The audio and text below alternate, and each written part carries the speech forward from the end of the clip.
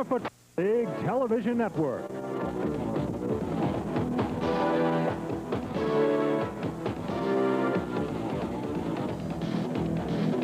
And Ms. Lou TV Sports.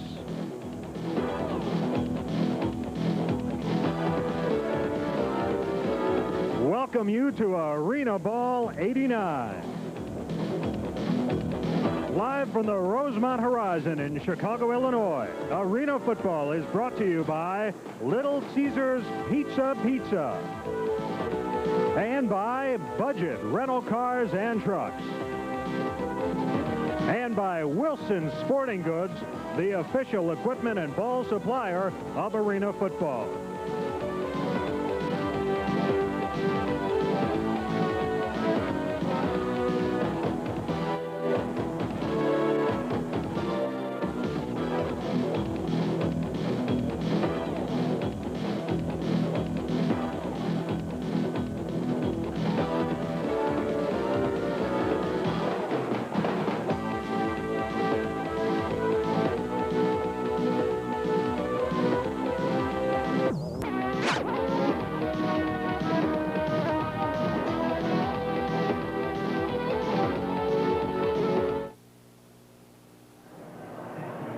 Live from the Rosemont Horizon in Rosemont, Illinois, outside Chicago, welcome to Arena Football.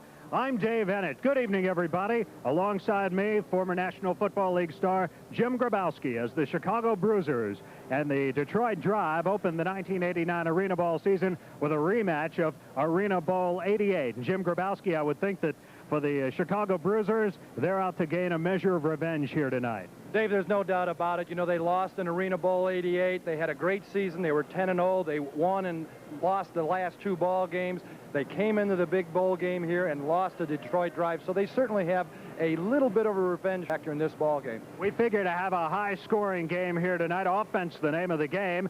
And for those of you who aren't all that familiar with Arena Football, this is the third year of it, and there are some obvious differences between Arena Football and the type of football you may see during the fall season in the National Football League. And Jim, let's go over a couple of those differences between Arena Football and the NFL. First of all, obviously, you have the configurations of the arena itself. Dave, you got to look at this game as one half the NFL game. The length of the field is 50 yards as opposed to 100. The width is exactly one half the width of an NFL field, and the end zones are about half the distance of a regular NFL end zone. There's also a difference in scoring. There you see 6 points for a touchdown. That's the same, but then you've got 4 points for a field goal by drop kick, and in fact, you've also got the two-point conversion. Well, there's the key, is the two-point drop kick. You'll see it once in a while, not very often. These kids aren't experienced as the old-timers are in drop kicking. So those are some of the differences. Arena Football coming up, the Chicago Bruisers against the Detroit Drive. We hope you'll stand by for Arena Football. More coming to you from the Rosemont Horizon here in Chicago, Illinois. We'll be back after these messages. Come celebrate summer's most spectacular sports lineup this July on Pass. Start with 11 Tiger games as Sparky's heavy hitters renew their intense rivalries with such clubs as Cal Ripken and the front-running Baltimore Orioles, George Bell and the tough Toronto Blue Jays, and Alvin Davis and the Seattle Mariners. Then stay informed with our award-winning Tiger Today pregame report 15 minutes before each Pass telecast. Keep your guard up with monthly boxing specials, too, including Fight Night at the LA Forum and Madison Square Garden, along with Detroit's very own Croc Night at the Fights. And summer gets even hotter when the Pro Beach Volleyball Tour comes your way from the nation's top oceanside cities, in addition to the U.S. Pro Tennis Championships, plus exclusive coverage of the nation's top equestrian show jumping events. Then keep a lookout for the midsummer fun of baseball's pennant chase, the antics of those sports writers on TV, and the high seas drama of international sailboarding from Hawaii. July's exploding with summer's most celebrated sports lineup all month long on Pass. Fans, there's only one place you can catch baseball's most exciting highlights each and every week, and that's right here on the City Court Pennant Chase. We'll run down all this season's fast-paced, fantastic action and smashing conclusion. We'll capture the high fives and dramatic bottom-of-the-ninth inning home runs right here all season long on the City Court Pennant Chase.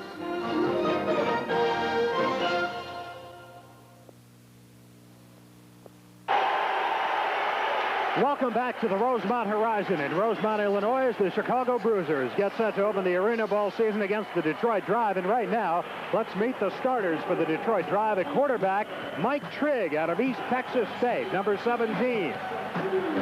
In the offensive backfield, number 44, Alvin Reddig from Rice University.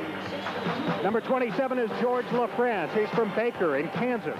David Evans, wide receiver and defensive back from Central Arkansas. And Steve Griffin, number 20, from Purdue. Number 84, Reggie Mathis from the University of Oklahoma. John Rolfe from the University of Iowa. Joe Felton along the line. He's from Albion College. And their kicker is Novo Boyovich from Central Michigan. And Tim Markham is the head coach of the Detroit Drive. For the Chicago Bruisers. The Bruisers, the home team here tonight at the Rosemont Horizon. In a rematch of last year's Arena Bowl, their quarterback, Ben Bennett, last year's MVP, the quarterback from Duke. Jeff Dole, the running back from Iowa State, number 44. Number 82 is Osai Lewis. He's a running back and a linebacker from Oregon State. Carl Aikens, the speedster from Northern Illinois. Michael McDade, wide receiver from Nevada, Las Vegas. Number 62 is Pete Andre from Indiana State, one of the linemen. Also along the line, 65, Ted McNary from Duke. And number 50 is Lou Sorrentino from Cal State Sacramento. The kicker for the Bruisers is Rob Hovland of the University of Iowa.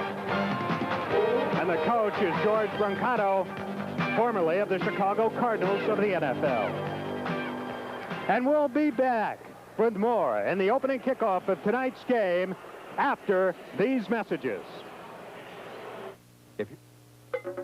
Two great reasons to come to Highland Superstores by Wednesday. 1. This programmable compact disc player with wireless remote is just $139. 2. You can impress your friends by telling them it costs a lot more. Let's make the lion bigger. Smaller. That's better. How about black? How about red with block letters? Black. Blue. Barley. Barley. How about green?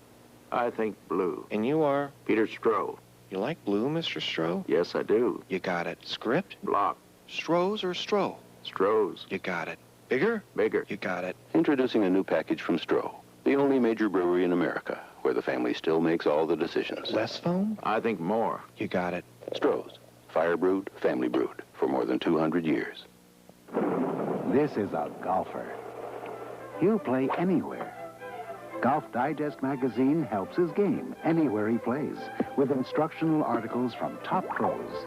So wherever you play, play better with Golf Digest. Get a full year of Golf Digest for $16.77. Call 800-638-1200 now and get our free half-hour instructional video with your paid subscription. Call 800-638-1200 now. Two more great reasons to come to Highland Superstores by Wednesday. Rosemont Horizon in Rosemont, Illinois. I'm Dave Ennett along with Jim Grabowski as the Chicago Bruisers and Detroit Drive getting set here to go at it. Joining us as well tonight, Howard Balzer, the pro football editor of the Sporting News. Howard, nice to have you here tonight as we get set for the opening kickoff of this football game tonight. The Bruisers and the Drive exchanging some hand slaps at the center of the court. Tim Markham, the coach of the Detroit Drive, there on the sidelines. He has been in 2 Arena Bowls. Not bad in just 2 years in the league, Jim Grabowski. Well, certainly the most experienced coach in this league is Tim Markham. As you had mentioned, he won the last 2 Arena Bowls, actually the only 2 Arena Bowls, but had coached in their exhibition season too, so he has the experience in this game. And the thing about Tim Markham is a lot of players on other teams don't like him. I think that might not be an understatement. His teams play a hard-hitting defense. I think we're gonna see a lot of hard-hitting here today. Of course, teams have only been in training camp since June 24th, a short training camp in this abbreviated season. So we'll see how much of an impact that has on the players in terms of their stamina. Howard, I look for the end of this game, those players be very, very tired. You know, they're going to have to go both ways. You'll see players that don't normally play defense on defense and vice versa. And of course, they have adjusted some of the rules where in the past everybody except for the quarterback and the kicker had to play both ways, and there was one defensive specialist. I think we're going to see a lot looser following of that rule tonight because of the fact that these players haven't been together that long. Right now, we're having some of the pregame ceremonies here. Jim Foster, the founder of Arena Ball, is down at the midfield stripe, the 25-yard line, along with, I believe that's his family, his wife, and I believe his young son, Niall, out there. I hope that's them. And then right. Jim. And we have the Chicago Bruisers getting set to receive the opening kickoff here. The Bruisers, I believe, won the toss. And you know what's interesting here, guys, we'll be going over some of the kicking rules in just a moment, but you're looking at, of course, a field that's half the length of the field in the National Football League. And these kickoffs can be awfully interesting, especially when you throw in the factors of the nets. Absolutely, Dave. They can play the ball off the net. Once it hits the ground, it is live. So you can kick off, and it won't be a fumble. It may bounce off the net. You land on the ball. It's your ball. It's going to be an interesting game. It really makes it exciting when it plays it off the net. And the one thing this game features is the two leading kickoff returners from the league last year. Reggie Smith of the Bruisers led with a 21.6 average. He also scored 2 touchdowns on returns. George LaFrance of Detroit was only a couple percentage points behind at 21.4 and 1 touchdown. So it's definitely a factor in a game. And of course, even in a short field position means a lot. Jim Foster right now saying a few words to some of the fans here. We have a nice crowd. It's early. This game, of course, the only one scheduled at the moment in the Chicago area. A rather revamped format to arena football, which we'll be talking about during the course of the evening. But some games being played this year in neutral sites and a limited number of teams playing this year. And right now, for the Chicago fans who have supported this team so well, this is their only scheduled chance to see the Bruisers play football. Well, we're getting set for the opening kickoff now, and the Bruisers, the dignitaries clearing the field, and the Detroit drive getting set to kick off here. Novo Boyovich will be handling the kicking chores for the Detroit drive. As there you see some of the Bruisers getting set. They were down there, as you mentioned, Rensselaer, Indiana, which is a hot spot. It's a hot spot to be playing. The kickoff here coming up, and there you have the rule concerning kickoffs in arena football. The ball is live off those nets, and that can make it awfully interesting here as Novo Boyovich will tee it up at the goal line, and then at the opposite end, standing back deep for the Chicago Bruisers, you have number 20 Michael McDade, and also back there will be number 3 Ken Sanders. But it can make it interesting if he's able to put that ball off the net, and Novo Boyovich certainly with a strong leg. Well, Bojovic has certainly had some experience in USFL, some experience in the NFL, a fine kicker, but remember, those goalposts are only 9 feet wide. He used to put garlic in his socks, but in the indoor game, I don't think he does it. I guess he might turn too many fans away. Here's the kickoff by Boyovich. We're underway. He booms it, and it goes through the crossbar. And we'll have a touchback. So a good shot, booming shot that time by Boyovich, and the Bruisers will start deep in their own territory here on the first offensive play of the game. Well, yeah, that would have been good from anywhere, I think. Shows you his strength of that leg and the accuracy. And I guess it also shows how pumped up all these players are to play after a long off season. Ben Bennett, the quarterback for the Chicago Bruisers, brings them up for the first offensive play of the game from their own 5-yard line. Coming around in motion is McDade. Bennett gives it off, flags fly, and there's a pileup about a yard or 2 behind the line of scrimmage. I think they're going to call McDade crossing the line of scrimmage. Now let's get one of these rules straight. You can be in motion, you can be moving towards the line of scrimmage, but obviously you can't cross the line of scrimmage. One man can be in motion. He was coming awfully fast. Illegal motion. The call against Chicago, so they will drop it back here. Having had the line of scrimmage at the 5-yard line, they'll lose some yardage here on their first snap of the season. But he was going so fast, I don't know if he could have stopped himself right there. I think they'll decline the penalty because Osei Lewis was stopped for a loss. Now, that's about the only kind of running you'll see in the game is a draw type of action to the running back. George Brancato, the head coach of the Chicago Bruisers, watching his team early on here in a deep ball, the second down situation, 2nd and 11 as Ben Bennett brings him up. Bennett back to throw from his own end zone, fires out on the right side. It's incomplete, intended for Reggie Smith out there. Well, Bennett had Smith open, just threw it behind him. Again, you're going to see a lot of the timing is not going to be very good. As Howard had mentioned, they've only been in camp a short time, and this first game is going to be a little stretchy, I think, don't you, Howard? Definitely. And the other factor is the championship game in this league was around July 30th last year. And, of course, because of some of the problems that developed in the offseason, it took longer to get this season going. So it's been almost a full year since any of these guys have played football. Tim Markham exhorting his troops to stop the Bruisers here. Some jumping on the line. Bennett back to throw again from his own end zone. Wings it out left side. Has it complete there to McDade up close to the 15-yard line. But again, penalty flags are down. Well, it's going to be short of the first down, so Detroit's going to have a decision here. I think they'll decline it again. Force the... Now, I can't say punt. There is no punting in this game. So there will be a field goal attempt if, in fact, Detroit declines the penalty. They would appear to be about 2 yards short, I would think. Tim Markham again, the head coach of the Drive. I think it's interesting you talk about a tough defensive team, because Arena football hasn't been known for defense. The penalty is declined. Dave, one of the exciting things about this game, you may see a game of 48-42, but also you look at the Arena Bowl last year was 24-13, so there is defense being played out there. Rob Hodlin from the University of Iowa is the kicker, and he will be attempting a place kick. This will be from about his own 6 or 7 yard line. Let's call it the 6.5 yard line. It's a long boot. Here's the attempt. The ball is up. Standing back deep for it in the Detroit end zone, and it goes out of the end zone as George LaFrance lets it go through. And the Detroit Drive will go on the offensive for the first time. You're listening to Arena Football. No score from the Rosemont Horizon, and we'll return after these messages.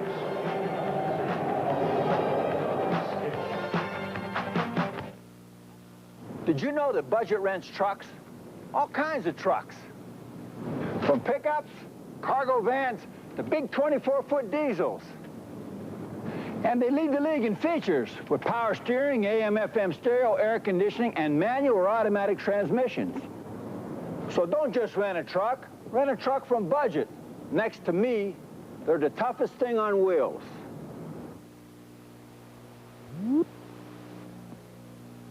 Don't I get 2 pan pizzas for the price of one? Don't think of it as one pizza. Think of it as one pizza and one box. What am I going to do with a box? Ever hear of origami?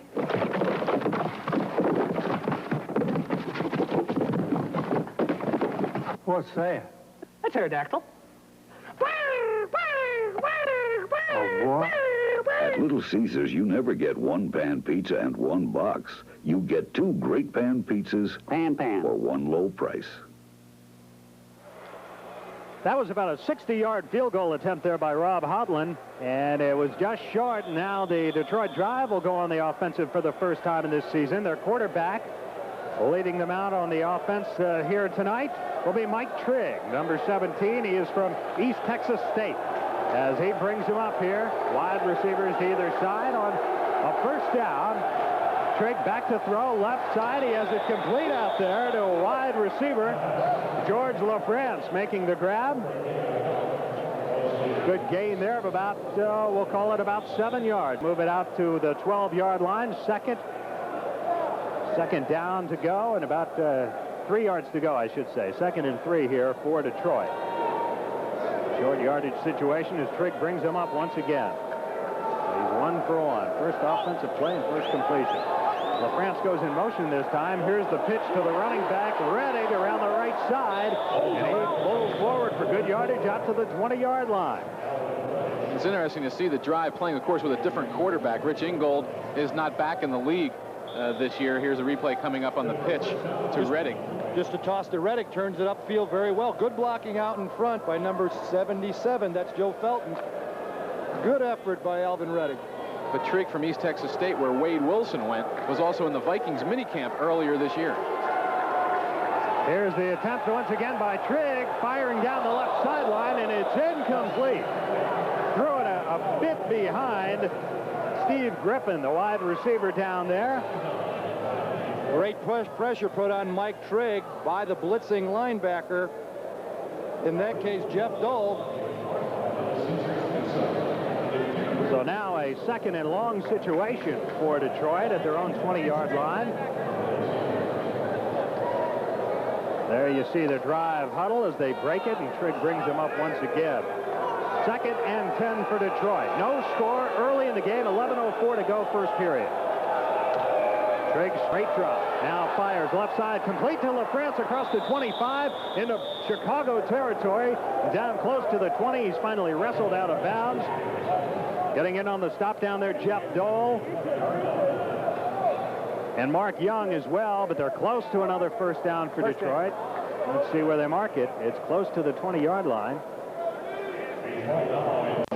Dave, one of the rules we should mention right off the bat is that there is only man-to-man defense in the secondary. There is no zone, so you'll see a lot of clearing out patterns and underneath short stuff. It is a first down, Detroit. First down at the Chicago 20. The driving here on their opening possession of the season. LaFrance in motion to the right. Bennett check that Trigg with the give right up the middle. He goes to Alvin Rettig, and Rettig pulls his way forward for about 4 yards or so before he's taken down. And we have a penalty marker down back at the 20-yard line. Procedure penalty. Looks like we have illegal motion here against the drive. So that'll cost them. Now in this game, you get a 4-yard running play. That is an excellent run. So that penalty is going to nullify a good run by Rettig. Rettig running the ball very well here in the early going. He's only run on a couple of attempts. But the penalty is marked off, and Tim Markham shouting something out either to his players or to the official. I'm not sure which, Jim Howard. He's probably not even sure. Well, Howard and I both know that Markham will be all over the officials. You were mentioning that rushing in terms of the average per attempt. The Bruisers led the league last year with a pretty good 3.3 for arena football. 1st and 13 now. Rettig, the lone setback behind Trigg. Trigg to throw. Fires right side. It is tipped and nearly intercepted out there. That was Carl Akins almost picked it off. Carl Akins got a couple of hands on it, and had he been able to make that grab, he might have had smooth sailing down the far sidelines there. But as it goes, it's a long incompletion. 2nd and long now. 2nd and 13 for Detroit. Here's the play again. Watch the long arms of Alan Donnell, number 73, tips it. Oh, didn't miss by much there. Trigg brings him up. 2nd and 13 Detroit. No score. 9:15 to go. First period of play. Trigg back to throw. Looking left side. He's got it complete and dropped. LaFrance had his hands on it, but it fell incomplete. A couple of the Bruiser defensive backs tried to make it appear as if they had come up with the ball. Let's look right here, because it appeared, Jim, as if LaFrance may have just taken his eye off the ball right there. Most definitely, it was right there. You could see he tried to turn. He looked at the defender, Carl Akins, taking a beat on him. And he said, I don't know if I should look at the ball or look at that defender. But he dropped the ball, and he went back to huddle signal. It's my fault. I know it's my fault. My goodness, Akins is quick. Played collegiately in this area. 3rd down, long yardage for Detroit. Trigg rolls left. Now he fakes, and he is sacked. He is sacked for a loss. Alan Donnell. That play was a little slow developing, allowed the rushman to come in. You'll see on the right corner of your screen, number 73, Alan Donnell. The pocket really starts breaking down right there. Donnell coming in, making the hit on Trigg. It looked like Trigg fumbled the football, but the officials called it down. Now look, right up from the outside, 73 Donnell taking a beat on Trigg, and the ball is jarred loose, but the officials did not call a fumble. Donnell making his presence felt here very early, and now Novo Bojovic will try to make his presence felt with a long attempt from his own 15-yard line. This will be a long field goal attempt. 43 yards, the kick is up. And it is good. Novo Bojovic connects from long range, and with 7:37 to go here in the first period of play, the Detroit drive has struck first. They take the lead on the Chicago Bruisers 3-0. Detroit out in front of Chicago, and we'll be back with more after these messages. The Night Watch motion detector is a new way from Builders Square to add security to your home inexpensively. Movement instantly turns on the floodlights to scare off intruders while it welcomes home the family. Is that you, Bobby? Yeah, Mom. The Night Watch, only $19 at Builders Square. because the more we sell, the lower the price. It's the fans' game. I think if they stuff the ballot box, fine. They're outspoken. Please, he's 42. You know, goodbye, Kareem. It's been nice. Please leave for good. They're opinionated. Those are the rules. They are there for a reason. For what reason? The reason is to keep up the integrity of the game. And why were they put? They're controversial. And they're always entertaining. Catch those sports writers on TV every Thursday night on Pass Sports. We are at the Rosemont Horizon in Rosemont, Illinois, just outside Chicago. 7:37 to go, first period, and the Detroit Drive has taken a 3-0 lead over the Chicago Brusiers. I'm Dave Ennett with Jim Grabowski, Howard Bolzer, the Pro Football editor of the Sporting News, alongside. Glad you're with us tonight as Novo Boyovich will kick it off here for Detroit after giving his team a 3-0 lead, booting from his own end zone. And two Chicago players standing back deep. Michael McDade at his own 5-yard line. Also back there is Sanders. That ball went straight up, and I think it may have hit a light standard. Is that right, Jim? Because it came straight down. It hit one of the light standards on top. Again, the rule is if you hit that, it comes in play to the offense where it hit any of the obstructions in the ceiling. Well, that's a great break for the Chicago Bruisers because they will get the ball near midfield here at just about the 24-yard line of Chicago territory. So they get a break that time from Boyovich, who can boom them, but maybe boom that one just a bit too high. So Bennett brings them up now, second offensive series for Chicago. Ben Bennett, the league MVP a year ago. This McDade in motion to the left. Here's the pitch this time to Dole running left, and he's going to be swarmed under just about the line of scrimmage. Might have gained half a yard, depends where they marked the ball, but he sure didn't get much that time. He was taken down immediately. No chance on that running play, Dave. You had Reggie Mathis on an outside move. The blocker over him just had no way to turn him back inside. It was just one of those things where the defense had the right defense against that offensive call. One thing early on, you see Detroit was able to run the ball a little bit on their first offensive series. Bruisers failed to do it right there this time, and they sent Akins wide to the near side. Bennett down behind center, back to throw. Fires for Akins, right side, complete, and forced out of bounds inside the 20, down at about the 18, 17-yard line. Then Bennett to one of his favorite targets, Carl Akins, and here it is again. Just a little stop pattern by Akins right there in front of the defender. Picks up almost the first down, and we're seeing a real conservative offense, aren't we, Howard? All the little stop patterns, nothing deep yet. That's right. You know, Akins, one of the best receivers in the league last year with 51 receptions, 21 touchdowns. But like you said, going for that short step, that's really what Ben Bennett does best. And I think they realize against the Detroit defense, it's tough to get that big play. David Evans, the man who made the stop. 3rd and short now for Chicago. Dole, the lone setback, some jumping on the line. A give to Dole, running left. Down across the 15, but a penalty marker flies again. There was a lot of jumping that time on the line of scrimmage before the snap, and then that flag as Dole worked his way down through the Detroit defense. Offside. As you can see, it's going against Detroit. So there'll be a 3-yard walk-off. Now that sounds kind of strange, doesn't it? You know, a 3-yard walk-off, but that's what it is, folks. But it's enough for a first down for Chicago here. Well, let's see. What's the call here? First down for the Bruisers. So they're in business here at about the 13-yard line, just inside the 13-yard line of Detroit. I think they wanted that first down rushing there. Not too many of them in this league. So it's a first down situation for Chicago. 5:25 to go first quarter. Bennett to throw. Fires for Akins over the middle, and it is broken up. Coming over once again and applying some force to Akins is David Evans, but the ball appeared to be thrown a bit high. Let's watch Carl Akins. You're going to see this is a catchable ball. Ball right there. Should have been caught a little high, but that's the ball you got to catch. Akins knows it. He's going back to huddle. He said, you try me again, I'll get it next time. A little slant pattern right across the middle, and he can get a beat on the defender there. He might have been in the end zone, but as it is, it's an incompletion. 2nd and long now for Chicago. Ball at the 13 of Detroit. 4:45 to go first period. 3-0 drive leading. Bennett to throw. Looking, now under pressure, and he's dropped. Ben Bennett is dropped.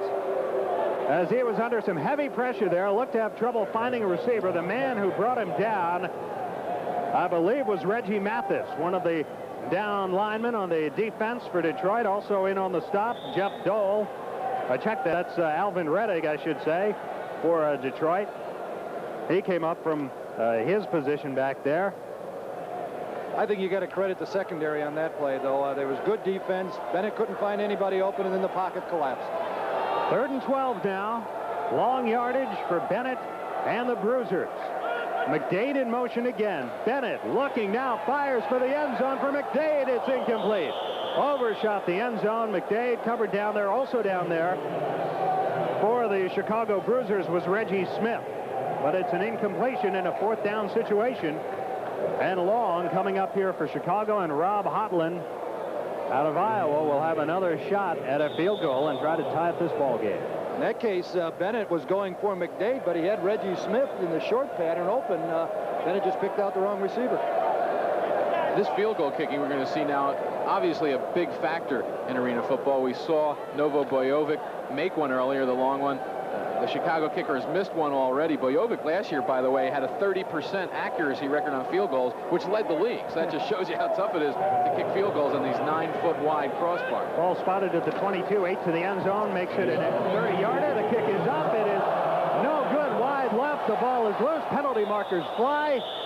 And it's knocked out of bounds over on the far sideline. There's a scramble for the ball. The loose ball down there. And we'll await the penalty here. But Rob Hotlin now 0 for 2 on field goal attempts. This is probably one of the another rules unique to arena football.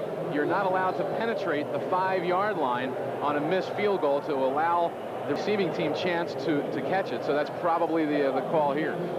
But once the ball hits the ground, it's live, and anybody can fall on it. Well, we have a timeout here. First period of play. 3-0 Detroit. Back with more after. 2 great reasons to come to Highland Superstores by Wednesday. 1, this sharp 19-inch color TV with remote is just $228. 2, we have 162 other models to choose from. Hey, don't get me wrong. I enjoy looking at ladies in bikinis just like the next guy. But when I buy a Sports Weekly, I buy it for one reason, to get the straight scoop on sports. That's why I read the Sporting News, America's sports authority. Call 1-800-535-1700 and get 56 issues of the Sporting News for 4 payments of just $9.66. You'll save 69% off the cover price, 40% off the regular subscription rate. Call now 1-800-535-1700. That's 1-800-535-1700. 2 more great reasons to come to Highland Superstores by Wednesday. 1, this Packard Bell IBM compatible computer with 60-megabyte hard drive is just $17.98. 2, we have salespeople who can explain what all that means.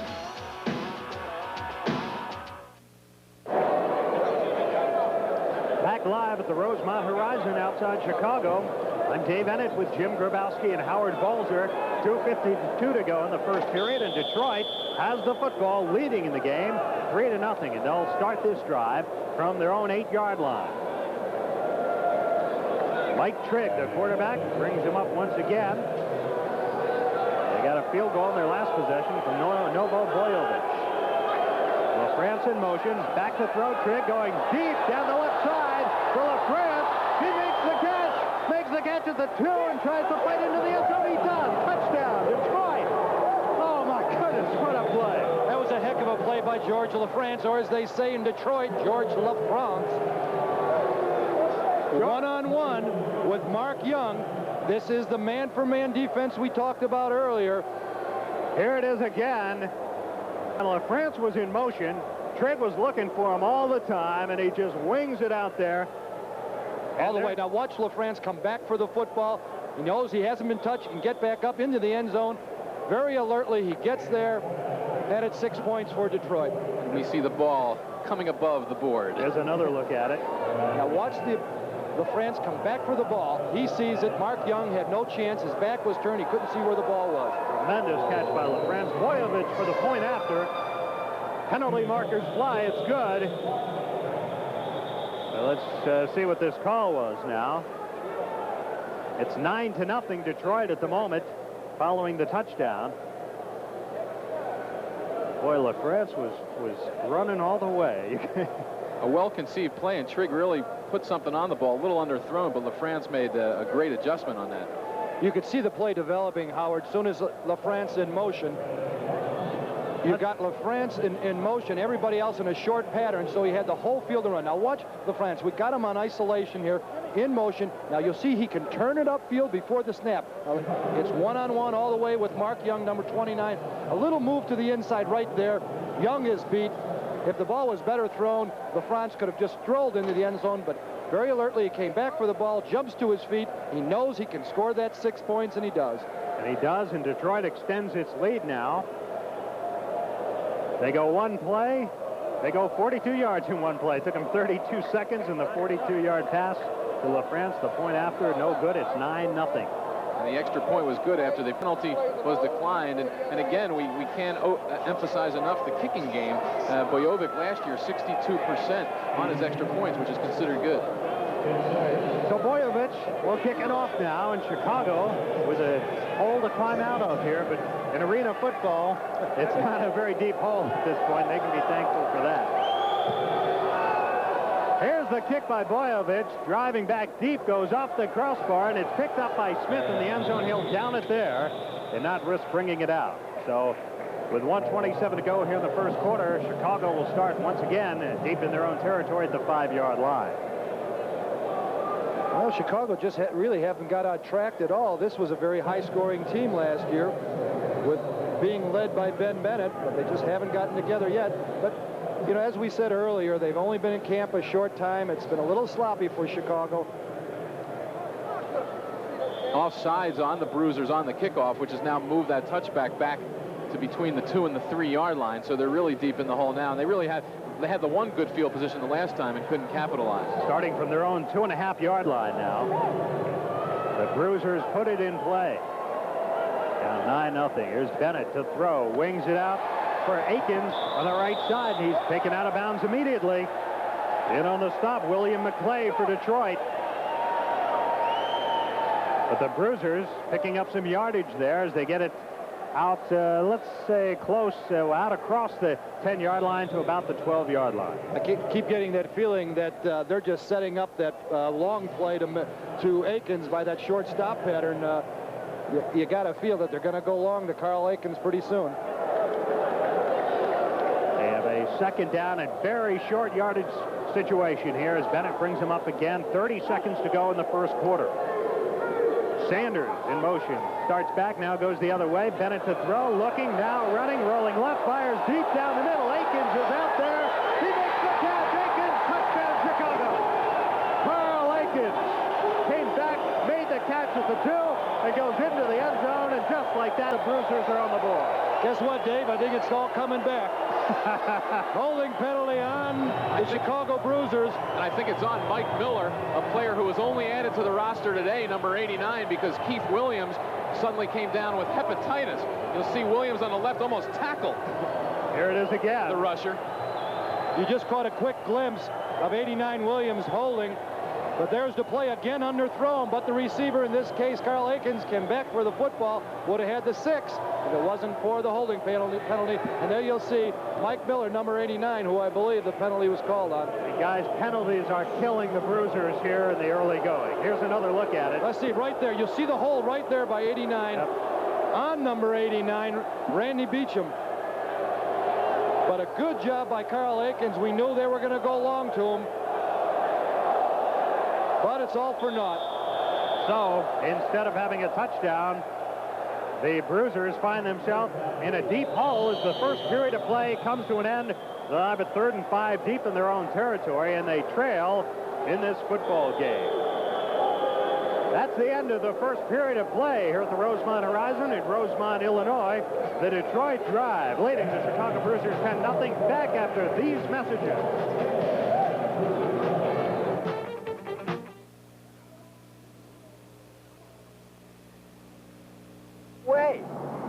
These smooth driving 15 and 24-foot diesels and cargo vans are all priced right.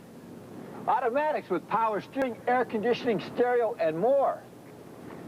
When you're planning to move from one town to another, there's only one way to go. My way. budget one-way trucks. In 1953, Wilson was named the official ball of the National Basketball Association. In 1985, Wilson was named the official ball of Michael Jordan.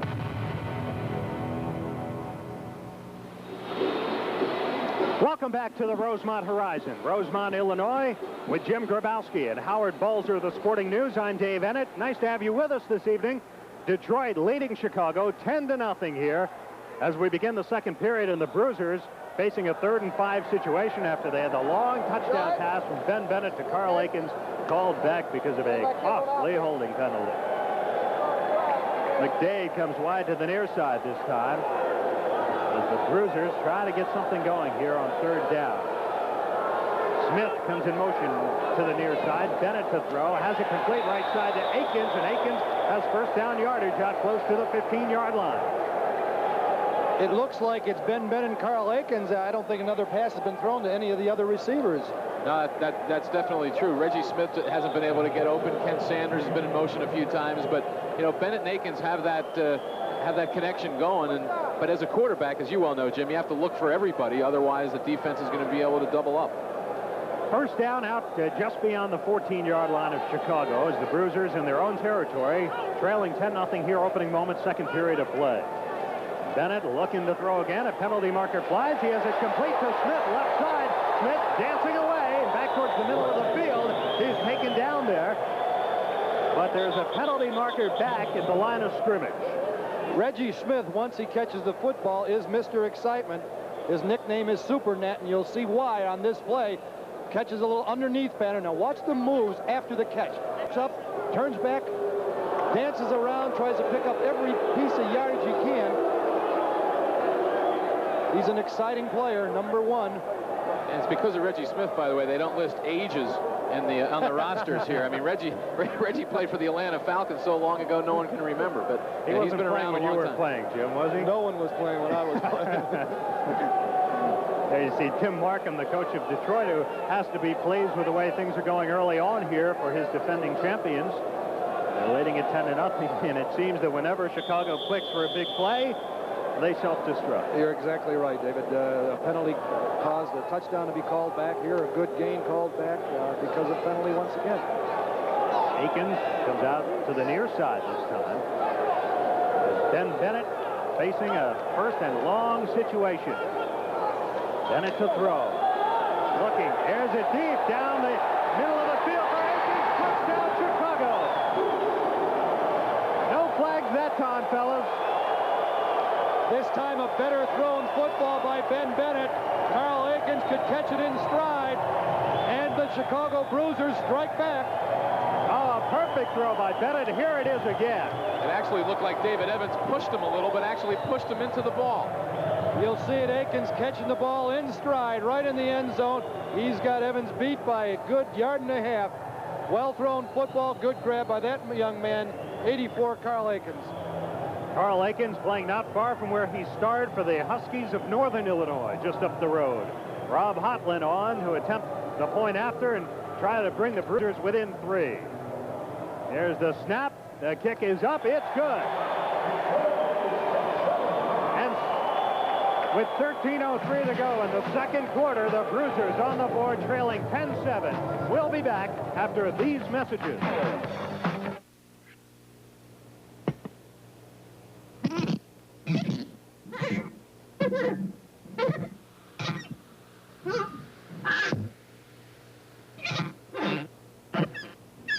Well, we wouldn't suggest you try this at home. We do suggest you try this at home. Family brewed, fire brewed. Stroh's Light. Now in a new package. Join the Pass Stadium Club at Ladbroke DRC Sunday, July 16th for a night at the races. Free clubhouse admission, race program, food and drinks from a special pass enclosure. Plus, we'll have sports prize drawings after each race and a grand prize where you and a guest could win a trip to the 1990 running of the Breeders' Cup or Kentucky Derby. Feel the thunder of the thoroughbreds trackside with Pass. For your free admission tickets, call the Pass office during business hours at 313-930-PASS or write to Stadium Club, P.O. Box 3812, Ann Arbor, Michigan, 48106. A Let's take another look at this pass pattern. You're going to get the view that the Detroit Drive has it. There's Bennett dropping back, and now he's going to Akins all the way. There is no other receiver in his mind. Again, one-on-one defensive coverage in the secondary. Good throw, good grab by Akins, right in stride, and it's 6 points for the Chicago Bruisers. So that time they have a one-play scoring drive. They thought they had one a few minutes ago. 40 yards on the pass from Bennett to Akins to put the Bruisers on the board here. It's 10-7 Detroit. Detroit had a 10-0 lead before that. 13:03 to go in the first half of play as Rob Hodlund kicked it off his own goal line. Here's the boot. Steve Griffin back there along with George LaFrance. LaFrance takes it, will bring it out to the 5, 10, 15, running right across to the 20 and out across the 23-yard line as a penalty marker flies. Hodlund was one of the guys in on the tackle there, the kicker. Great effort by George LaFrance. And a clip against Detroit. So there's a penalty that hurts the Detroit Drive. Nothing you hate worse as a ball carrier. You make your best effort, you pick up some good yardage, and you look up and you see those yellow flags, and you know it's going to be called back. There, as you see it, a clip, and first down. The Detroit Drive will start back at their own 10-yard line as they begin this possession, leading in the football game 10-7. On a hot summer night in Chicago, it's a bit cooler here in the Rosemont Horizon. I'm sure these players are glad they're playing indoors tonight. Oh, boy, I bet. Mike Trigg talking things over with his Detroit Drive offensive teammates, and he brings them up. First and 10 from the 10. Detroit deep in their own territory. Trigg to throw, fires right side. Everett Jet Brown couldn't hold it at the 15-yard line. Everett the Jet. Everett the Jet. I think that's the first time we've seen him tonight. He played on some of those run-and-shoot offensive teams at the University of Houston the last couple of years. Now, watch this hit from Ken Sanders after maybe he heard a little footsteps there. And Sanders just reminded him, and if you're going to catch it underneath me, this is what's going to happen to you. So it's second down. Detroit at the 10. Trigg brings him up once again. Brown wide to the near side. Trigg pump fakes, now looks deep down the left side. Got a man out there, but it is overthrown, incomplete. The receiver out there on the play, Steve Griffin, covered nicely on the play as well, we might add.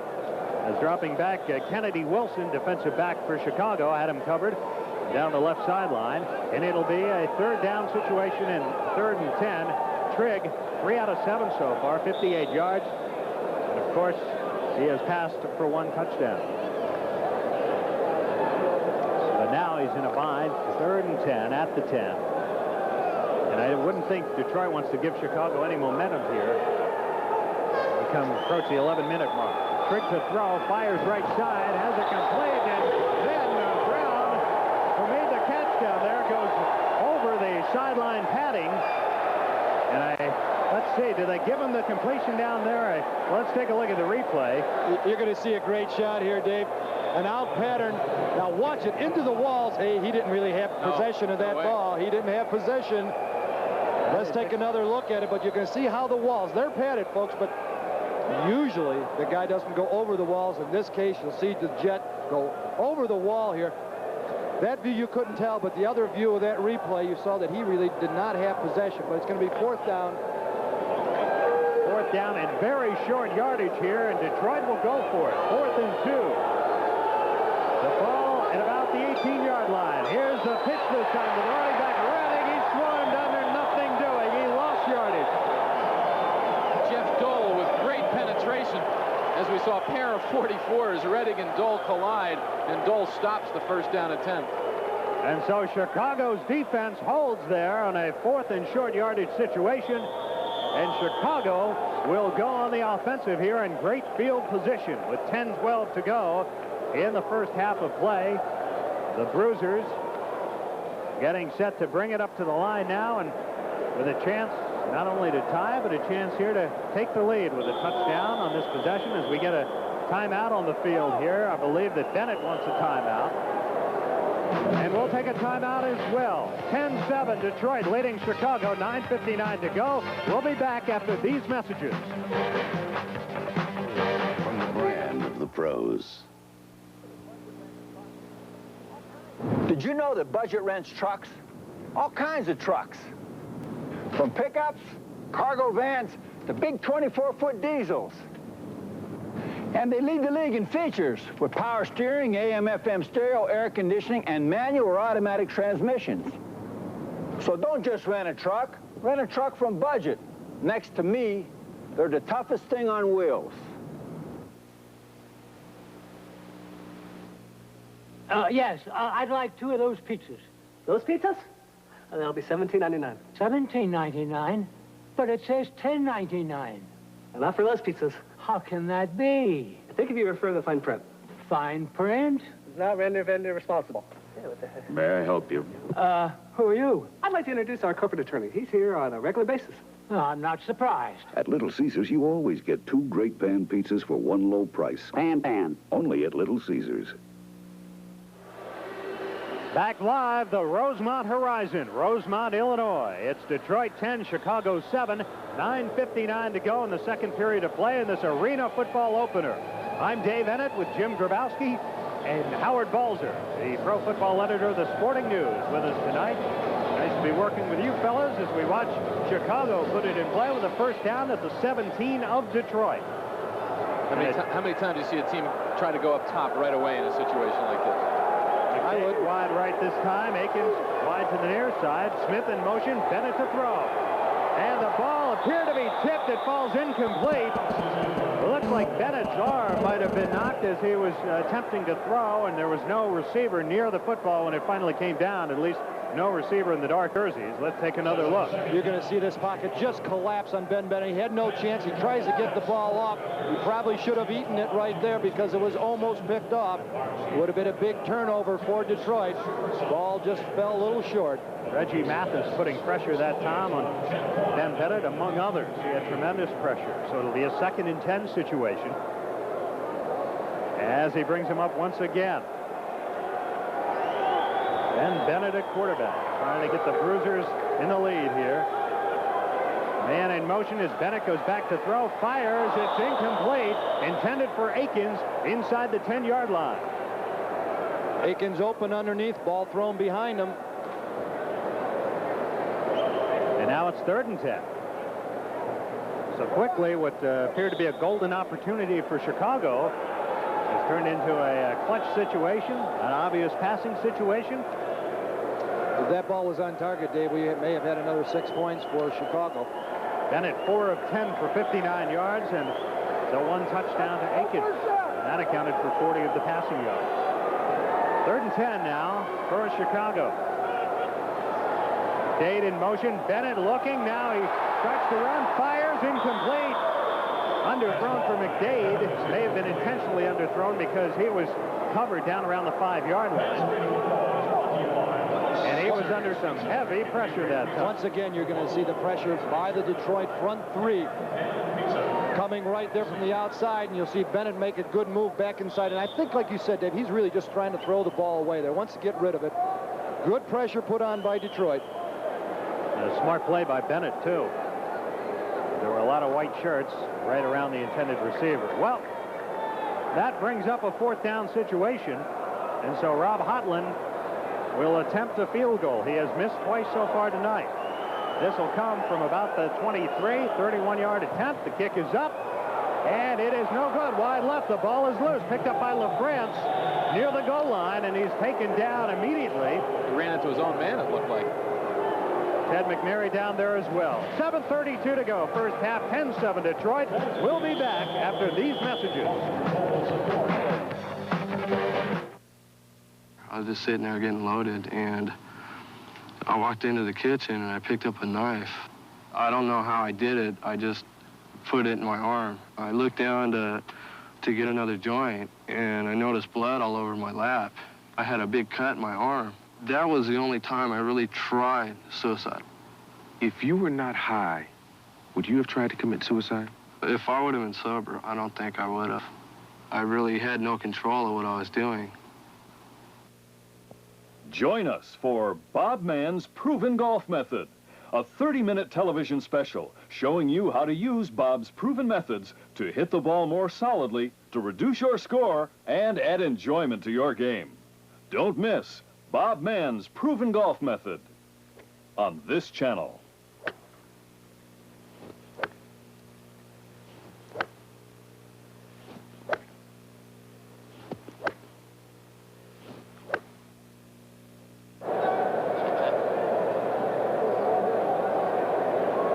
Detroit with a 3-point lead here as we're just about midway through the second period of play at the Rosemont Horizon. I'm Dave Ennett with Jim Grabowski and Howard Balzer tonight. 10-7 the drive leading the Bruisers, and the fans enjoying themselves here at the Rosemont Horizon. Detroit starting very deep in their own territory this time, just about their own 1.5-yard line, and Trigg, the quarterback, falls forward with the football.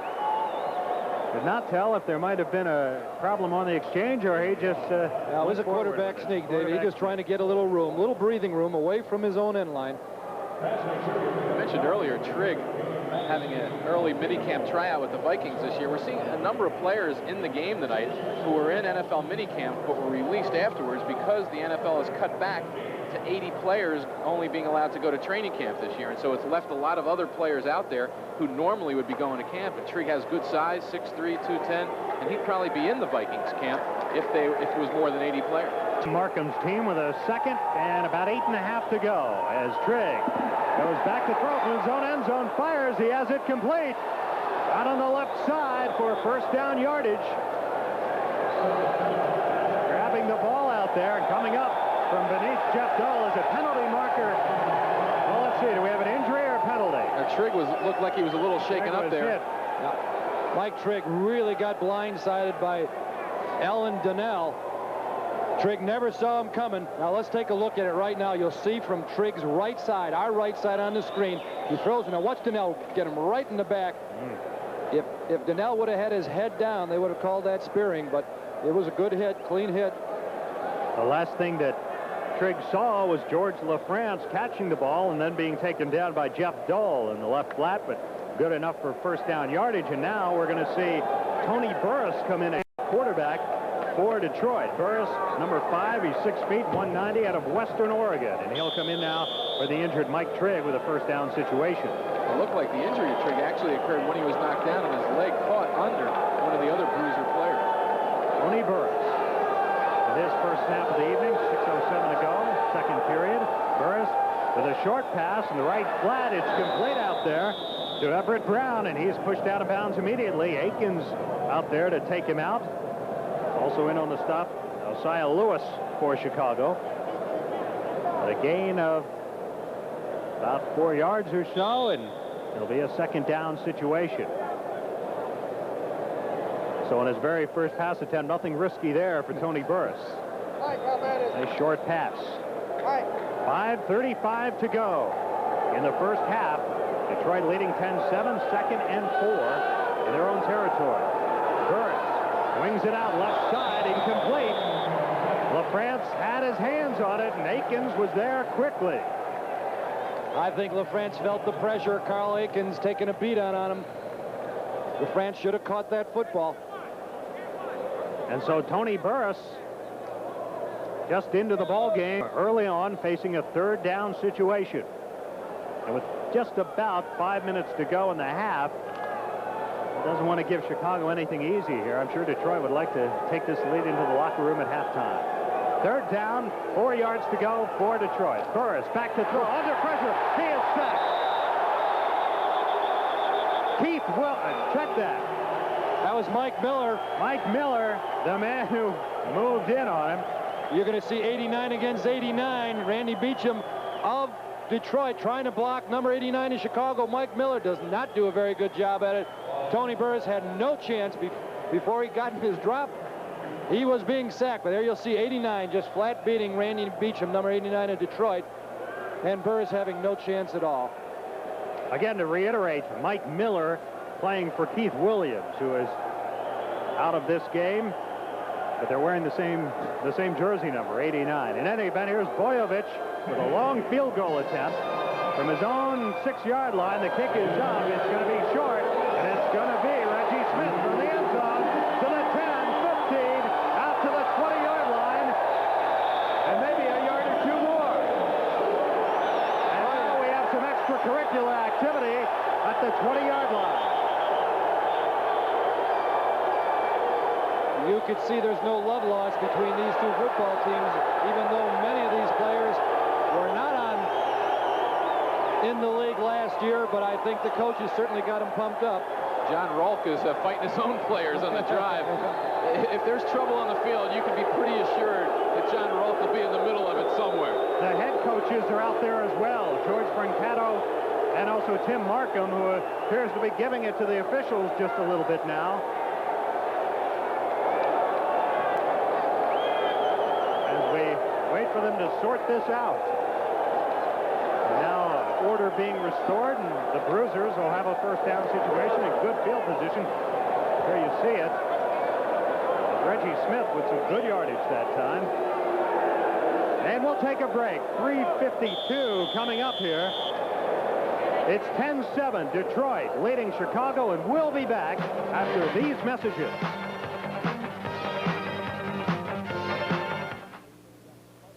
Every town in America has a street named after a budget rented truck. One way. These smooth-driving 15 and 24-foot diesels and cargo vans are all priced right. Automatics with power steering, air conditioning, stereo, and more. When you're planning to move from one town to another, there's only one way to go. My way. Budget one-way trucks. In 1953, Wilson was named the official ball of the National Basketball Association. In 1985, Wilson was named the official ball of Michael Jordan.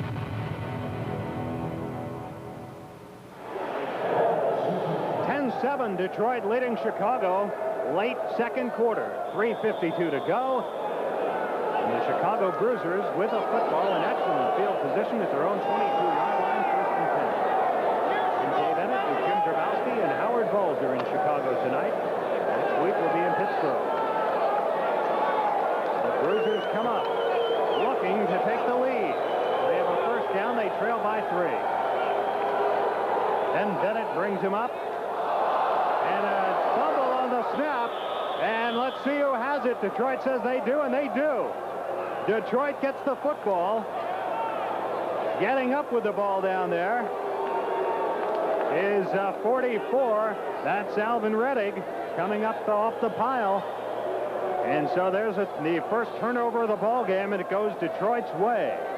Well, once again, Chicago is their own worst enemy. The penalties have been certainly hurting them. And now the fumble that gives the ball to Detroit in Chicago territory. You'll see the snap right there. It's always hard to tell, is the quarterback pull away or did the center just not get it up there? But at any rate, it is a fumble by Chicago, and Detroit's got great field position. There's a first down at the 22 of Chicago.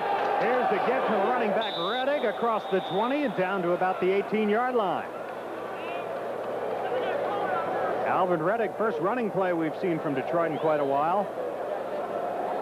And Mike Miller also in on the tackle, and you know, for a guy that just came into play 2 days ago, he's doing a pretty good job. They got off to a little rocky start there, at least offensively. Defensively, he's been playing pretty well. We mentioned earlier, Keith Williams was forced off the roster because of hepatitis, which had some of the people in the league concerned because, of course, training camp was held with all the players in the league together. And so... that's all they would have needed. That's right. Hopefully they weren't close to Keith Williams. Second down situation here. Detroit team. Burris has the pass complete down close to the 10-yard line. It's caught down there by David Evans. And he appears to have enough for the first-round yardage. He does.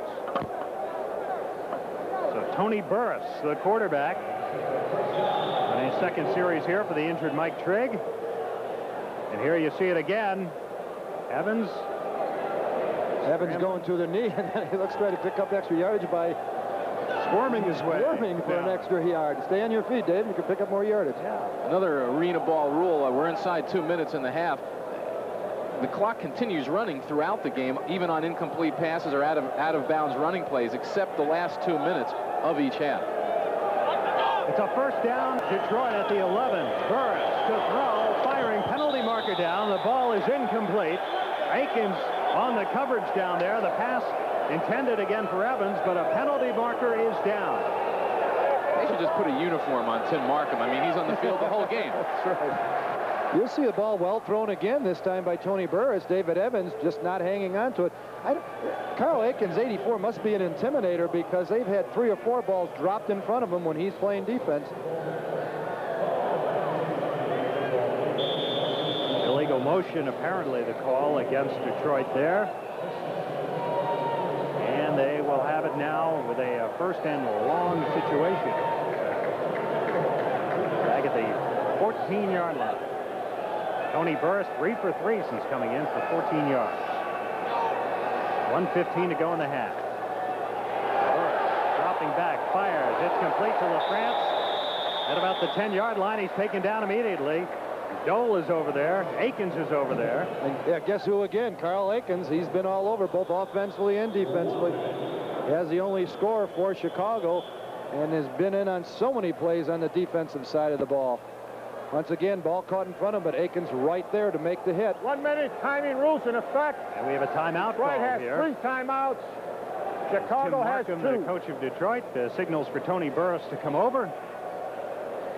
And the young quarterback getting some playing time here, which I'm sure he did not expect, although at the same time I'm sure he was prepared for.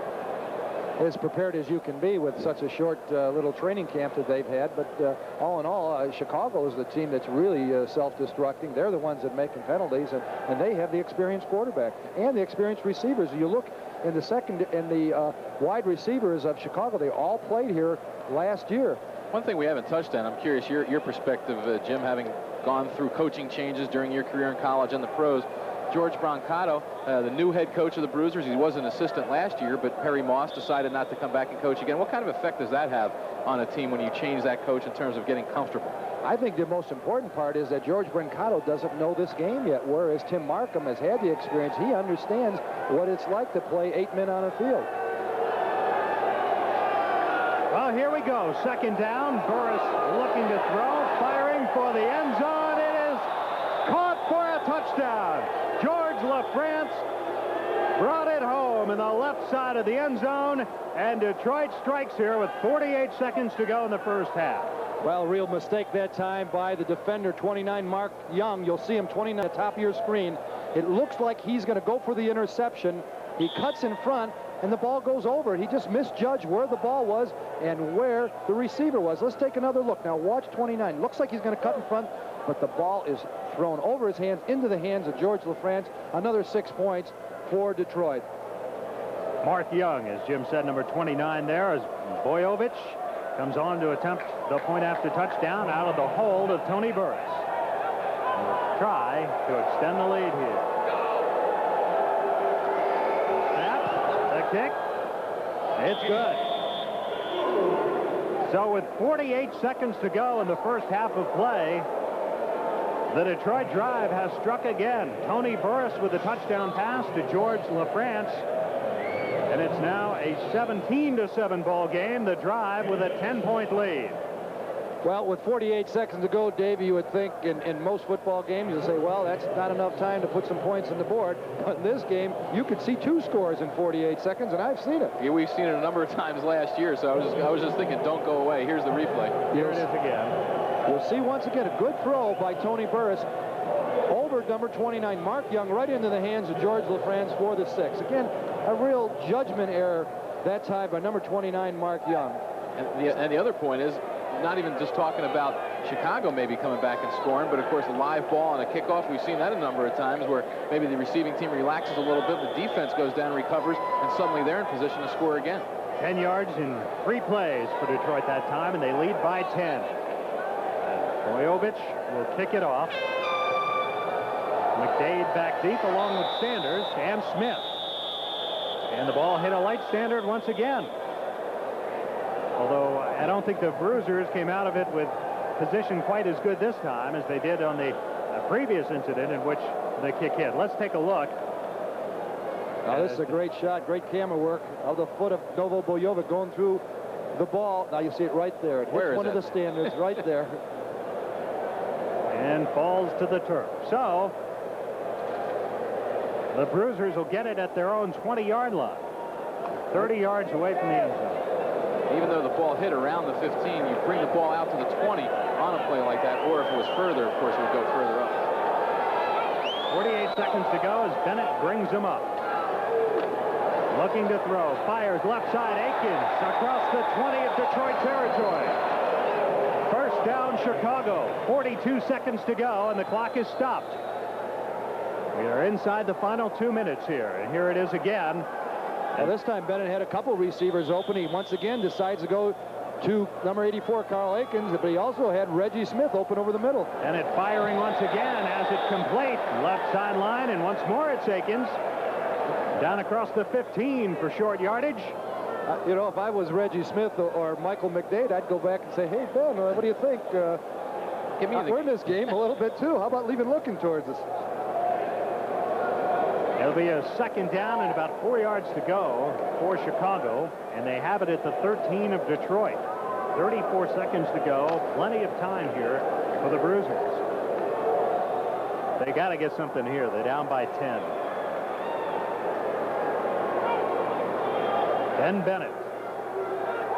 McDade in motion. Here's the pitch this time, and the option pass is broken up. It looked like a little bumping to me by David Evans on Carl Akins, but no penalty flag on the play. Messiah Lewis, the man who threw the ball, and Akins down there on the receiving end.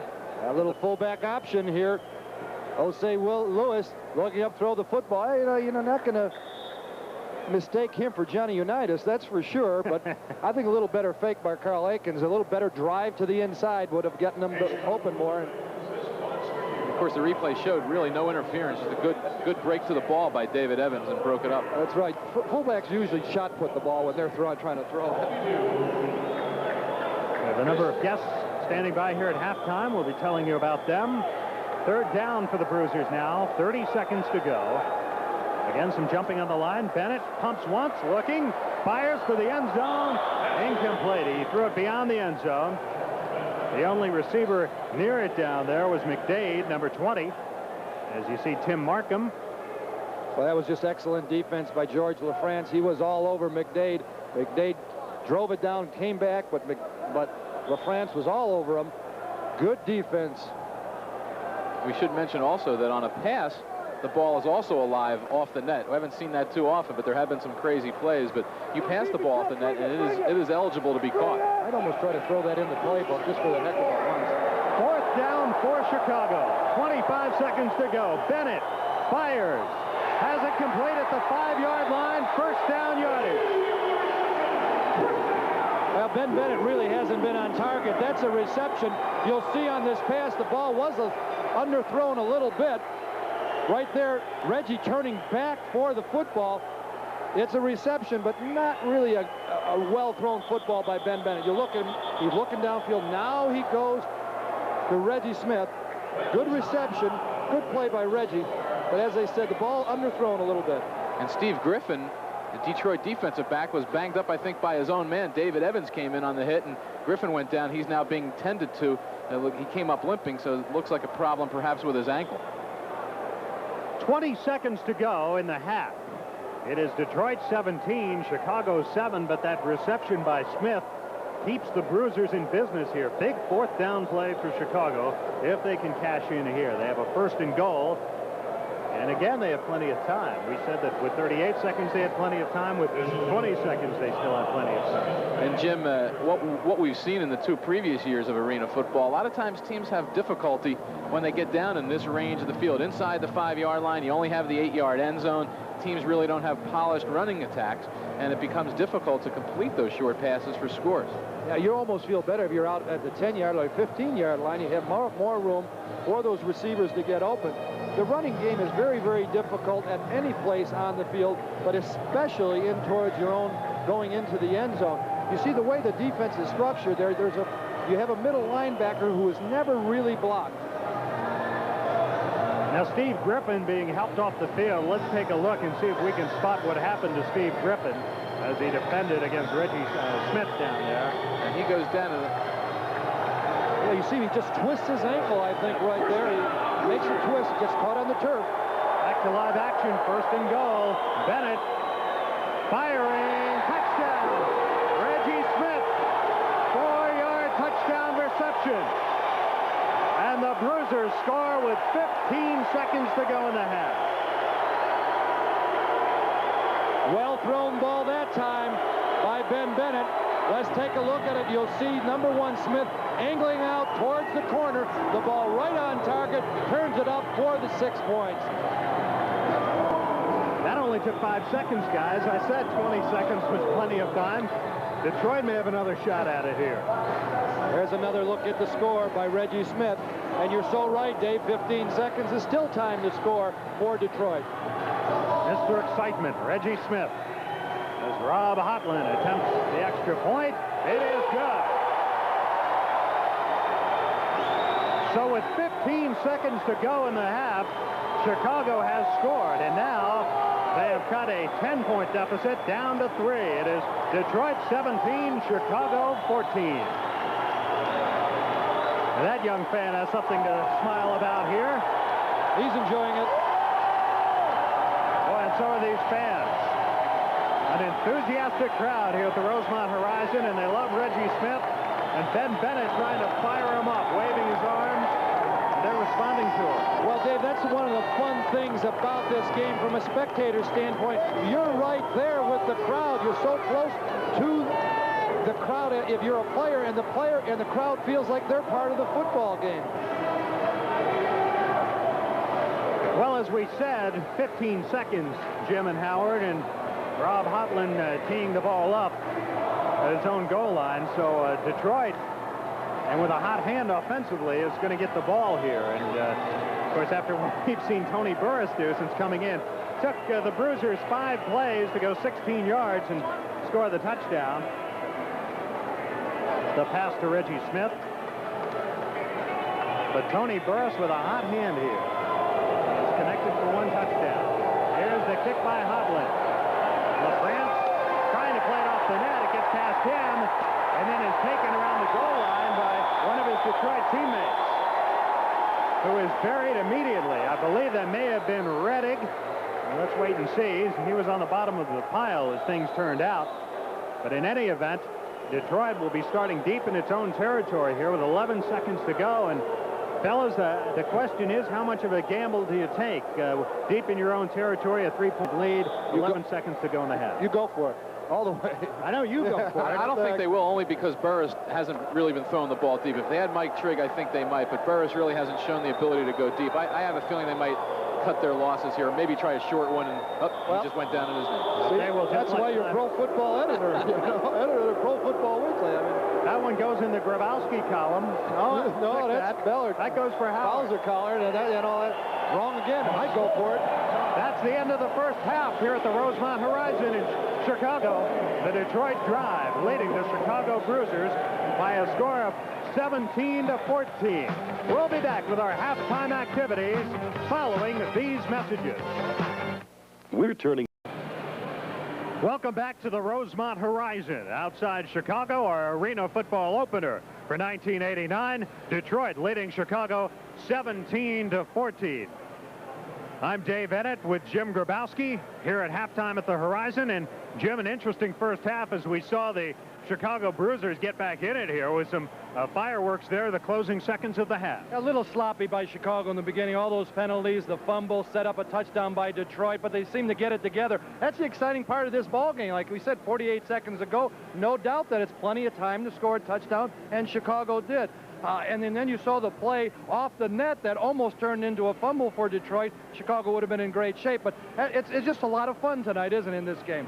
It certainly is. As you look at one of the injured Detroit players, that's Mike Trigg, the quarterback for Detroit, being helped. Boy, and he is walking awfully gingerly as he tries to make his way up those stairs under the stadium here. Yeah, that ankle looks pretty bad. There's no doubt the way he was walking up the stairs. We doubt if we'll see him back in the second half. But Tony Burris has done a nice job for Detroit.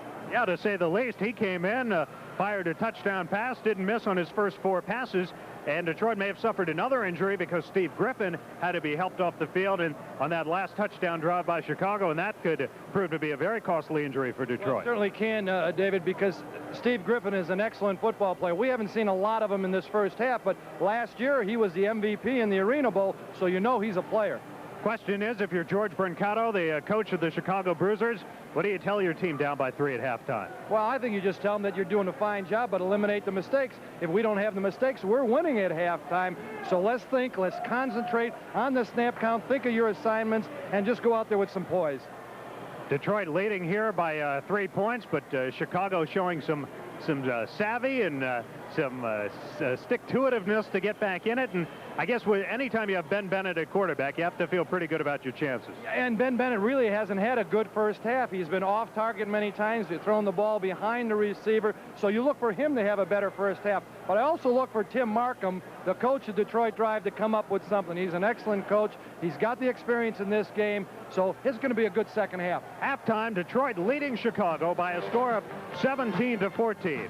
We will be back with our halftime activities, and we'll do that right after these messages.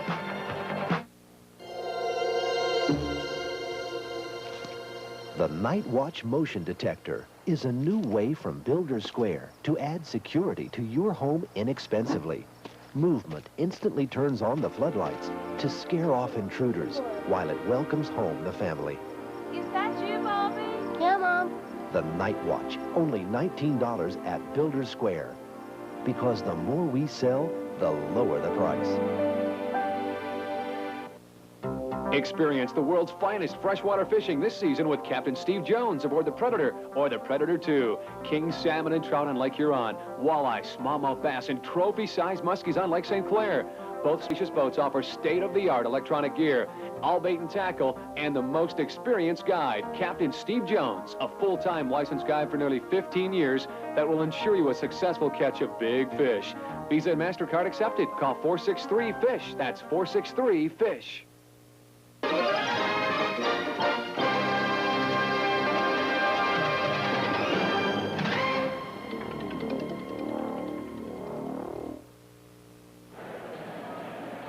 We're back at halftime. Detroit up over Chicago Bruisers 17-14. And on my right here, every Chicago fan will know this face. Those are not in Chicago area will remember the number 35 for the Chicago Bears, Neil Anderson. Neil, welcome to Arena Football. I understand you're a pretty good fan of this game. Hey, I love it. I came out to see a game last year. It's one of the most exciting games I've seen in a long time. I mean, it's quick action all the time, nonstop. Neil, how would you like to play defense once in a while, like these guys do? Now, that's the fun part about it. I mean, I get hit all the time, and this way you can turn the tables a little bit. You get to hit somebody. Well, Chicago's going to open up their camp in a couple of weeks, too, aren't they? It's looking good. We get ready to open up in a couple of weeks, go up to Platteville, and everybody seems to be in good shape. Looking forward to it. Is Dave Duerson going to be back? I hope so. Dave's a hell of a guy, good friend of mine, and I hope he gets it worked out. But right now, things don't look that great for him. Yeah, I hope he's back, too. He's a heck of a player. But, Neil, I appreciate you being here, and thanks for showing up. And who are you rooting for? Chicago, I hope. Oh, definitely, without a doubt. Thanks, Neil. Thanks for coming by. Thank you. Next, we're going to have Frank Gordon. Frank? How you doing? How you doing? Frank is the president of All-American Helmet, and we're going to have a little discussion about how they build helmets. Now, these are nothing like the one I used to wear a few years back. No, Jim, these are vastly improved. We're using space-age materials today, and this helmet has a very efficient design which maximizes the amount of padding and protection, and yet has a relatively light weight.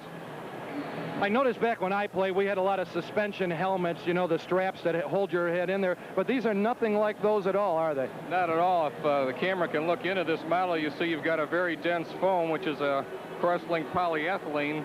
We own the only factory in the United States that's processing a material of this kind, and it affords us the opportunity of providing a very effective system which has a maximum amount of padding and no excess weight for things just to carry the parts. It's really a dual system within the liner. We minimize the amount of space that's used for the air fitting device. The whole design is, as I said, a very lightweight design, very efficient, and it grabs the head extremely well. It doesn't slip like your suspension helmet probably did, give you one of those noses that most people had in those days. Well, for those people who don't know that the old helmets used to slip down, you can always tell an offensive lineman is because he had the scars on his nose. Now, he won't have those with this type of helmet. No, he won't, and particularly since the airbag will grip the back of the cranium as it's inflated. This helmet's able to fit a variety of sizes, and it's been a very good seller. We just introduced this last fall. It's absolutely the latest thing on the market, and we think it'll be a very big seller. Well, Frank, thanks for showing up, and this is the official helmet of arena football, and it's a heck of a thing. I wish I had them back when I was playing. Thanks again, Frank, and we'll be right back after this message.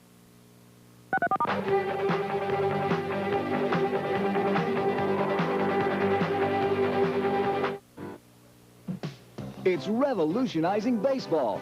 Bobby Valentine finds it terrific for kids, coaches, and parents. I can't believe it hasn't been available before. It's invaluable. It's so thorough, the Sporting News calls it a must for beginning players. Now, a learning video, official Little League Baseball rules. The first and only official rules video can be yours by calling our 800 number.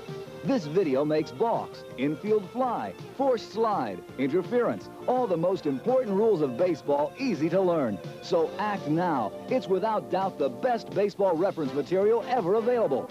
Call our 800 number now. Get your copy today. Order now and you'll also receive a unique collector's pin free. This offer is available only during this TV special. So call our 800 number now and get your copy of A Learning Video, official Little League Baseball rules, and special collector's pin today.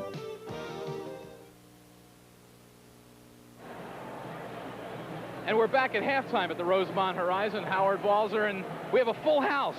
Right here, Jim Foster, the president and founder of Arena Football. Also, Hub Arkush, publisher of Pro Football Weekly. And I guess the one thing we can all say, we've all really been close to this whole Arena Football since its inception. I guess everybody can say we're glad it's being played. And I know, Jim, you went through a long off season, but you're playing again, and that's really the key. Yeah, it is. We really wanted to get some ball games played this summer. We are playing a short season, but the important thing was that people like arena football, as you can see here tonight. The players like it. It's a good game. We're back in business, and while we won't play as long a season as we did a year ago, we're really setting up for 1990 when we come back with the season starting in early June and running to the middle of August. And Hub, Pro Football Weekly, of course, the NFL, obviously the key component of the publication. But just from where you come from, I know I've covered it as extensively as I can in terms of the pages we have. Where do you see arena football fitting into the niche of American pro football? I think the key that you start with, Howard, is there's a lot of people out here having just a great time. And Jim said, I don't know how many times, that no, they're not trying to compete with the National Football League. That's not the market they're looking for. But there's a niche here. There's people who want to come out in late spring and summer, and you get so close to the action and have so much fun. I don't know, is it 100,000, is it a million? But there's definitely a group of people who enjoy this type of game. It's definitely football. It's a little bit different. It's, I think, a little more entertaining, not quite as serious, and just a lot of fun.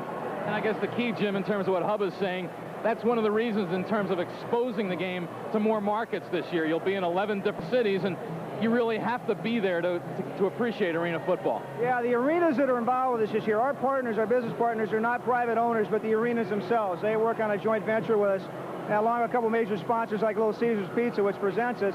And we're going into Atlanta, Cincinnati, Cleveland, Sacramento, and Baltimore, playing really what amounts to a league game at a neutral site to preview for an expansion team coming into those cities in 1990. So we're looking at a 10 to 12 team league next year, playing about a 10-week regular season schedule plus playoffs. And of course, we're going to Europe this fall too, to Scotland and England, to play 4 games over there.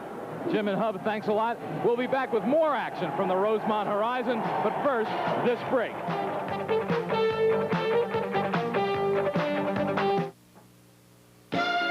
Beale Street and Old Milwaukee both mean something great to these guys. Beale Street means a blues festival and spicy barbecue, Memphis style. And Old Milwaukee means a great beer. Cold, crisp, Old Milwaukee beer.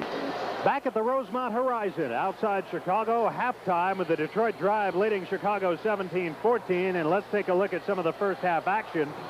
And first of all, the Detroit Drive striking here with number 27. You're going to see him in just a moment. George LaFrance on the receiving end of the first of his 2 touchdown passes, Jim Grabowski. And Mike Trigg was going to George LaFrance all the way. As you see, he beat number 29, Mark Young. Ball underthrown, but LaFrance got back to it, picked it up off the ground, got up off his feet into the end zone for a touchdown. 10-0 Detroit lead at that point, but Ben Bennett brought the Bruisers back.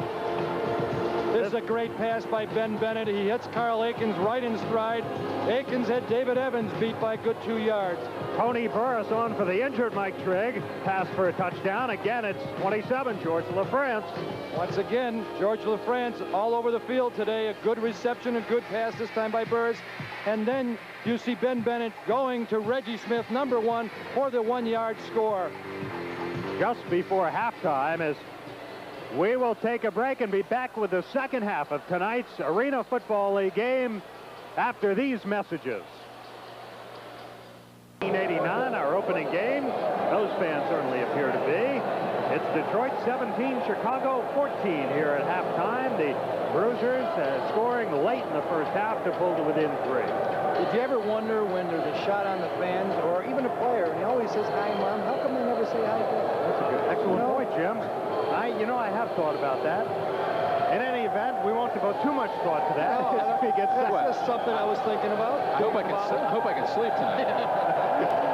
That's Howard Balzer along with Jim Grabowski. I'm Dave Ennett. As we get set to begin the second half of play, Rob Hotland, the place kicker for the Chicago Bruisers, has it teed up at the goal line, and dropping back deep for the Detroit drive here will be Everett Jet Brown back at the goal line.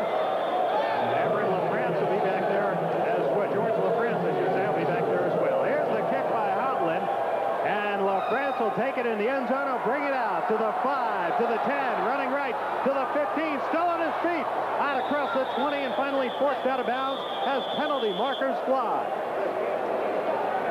Excellent run by George LaFrance. He set up the block of Joe Felton to pick up that extra 10 yards. And now the officials are getting together here. Yep, penalty against Chicago, 3-yard penalty. Face mask against Chicago. So tack on some additional yardage here for Detroit, and they will start in Chicago territory at about the 23-yard line. Tony Burris will again be the quarterback as Tim Markham shouts out some final instructions to his second-string quarterback, who is suddenly first-string. Burris has passed for 1 touchdown.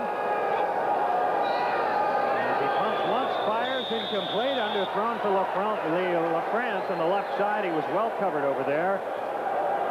Number 82, Osiah Lewis was there, also Jeff Dole and Carl Akins.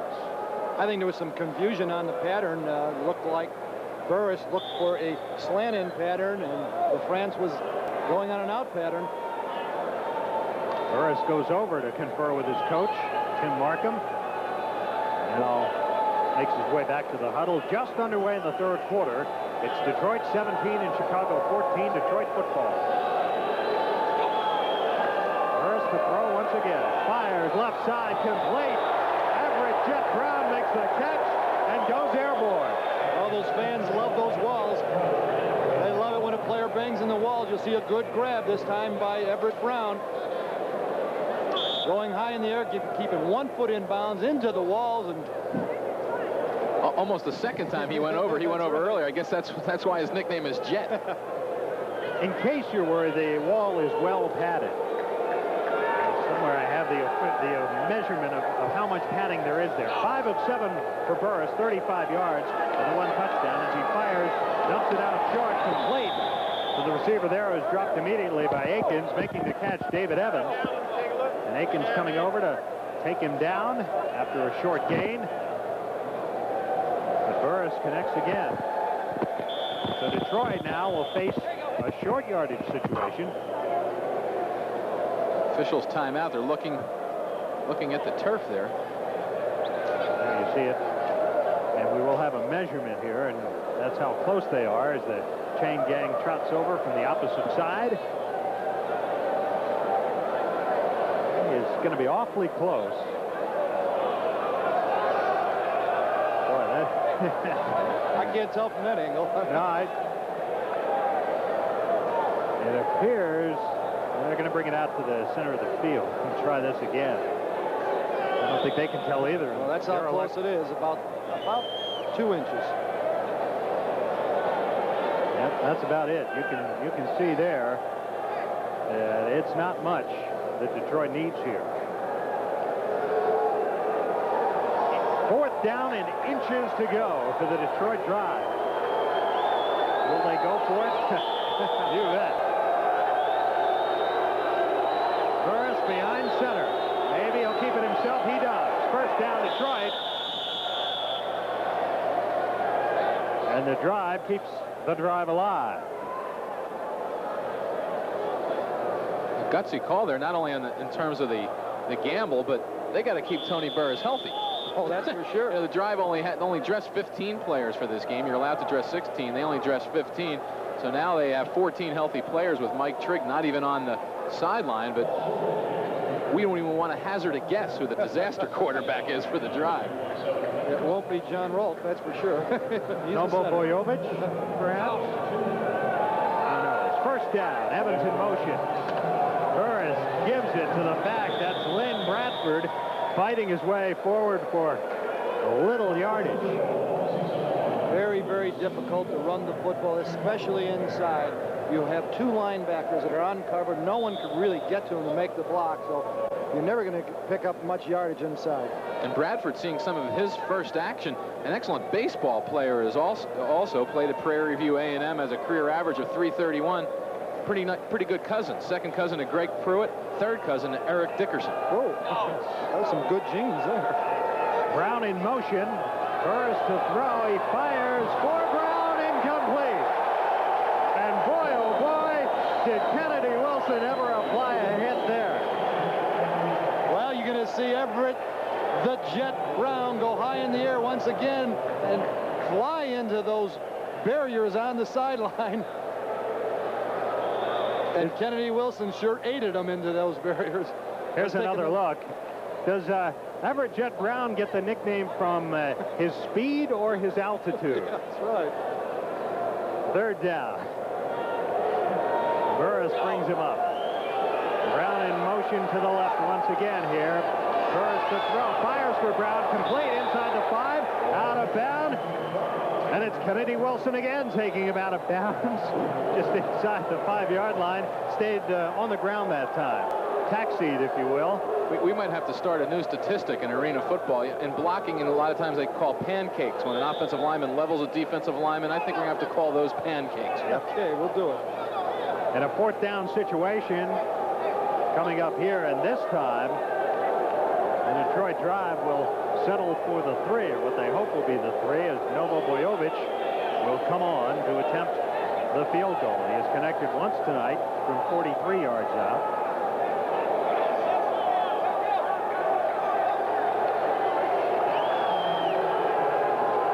There's the snap out of the hold of Burris. The kick is up. It is good. Novo Boyovich adds the field goal.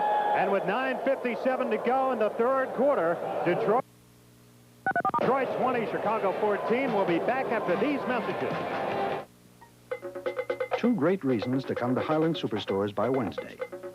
1. This Magnavox VHS camcorder with high-speed shutter is just $7.87 on sale. 2. Every other camcorder is also on sale.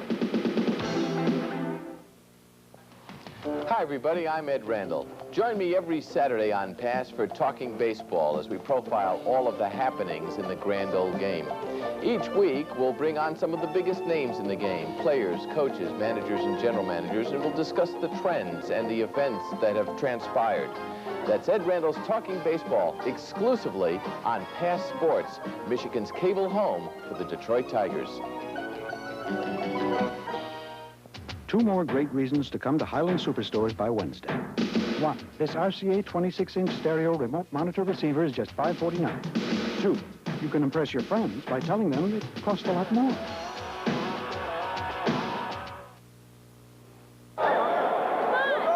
Jim Grabowski, I think you just said hi, Dad. In your honor. I thought you said hi, Jim. Dave Bennett with Jim Grabowski, Howard Balzer, 9:56 to go in the third quarter, and Detroit has extended the lead once again. It's 20-14, the drive leading the Brusiers. On the leg of that man, Novo Boyovich, with another field goal, his second of the night, and now Boyovich will kick the ball away to the Brusiers. Michael McDade, number 20, standing back deep for Chicago. Also back is Ken Sanders. Here's the boot.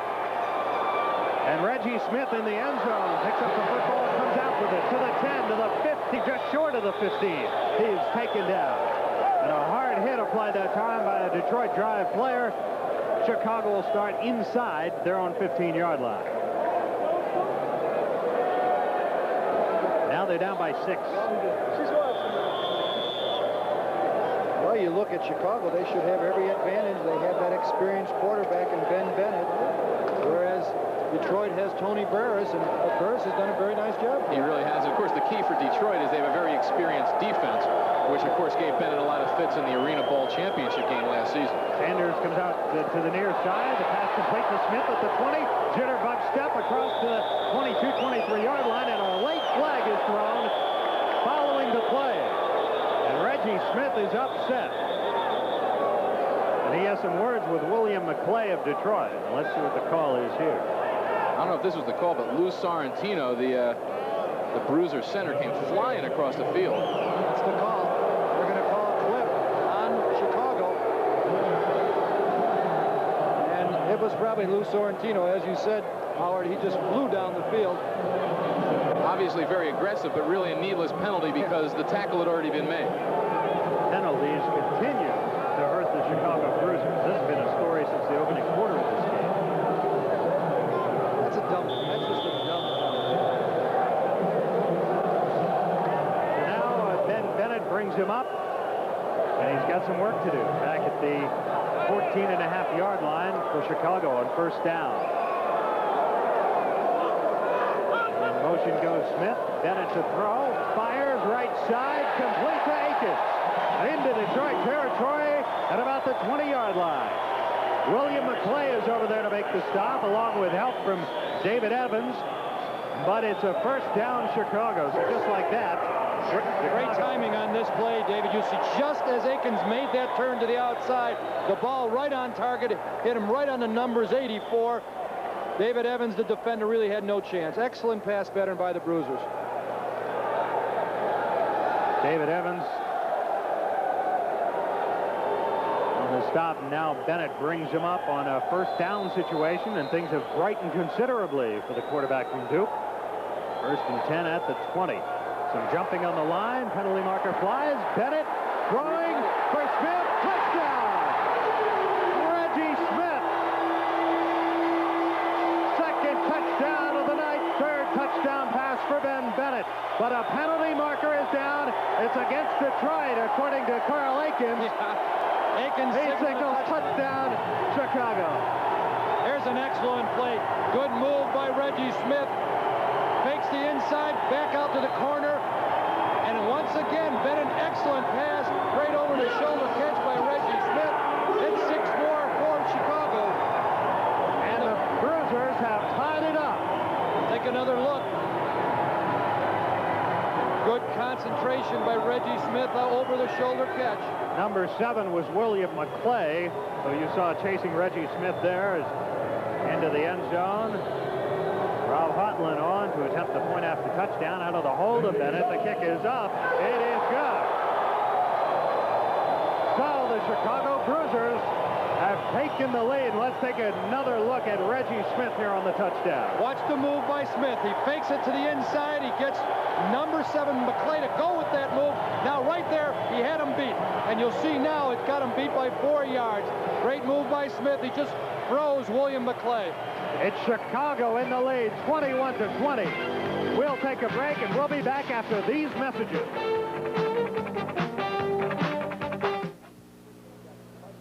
Every town in America has a street named after budget rent-a-truck. One way.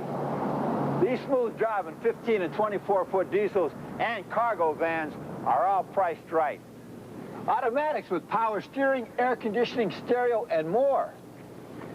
When you're planning to move from one town to another, there's only one way to go. My way. Budget one-way trucks.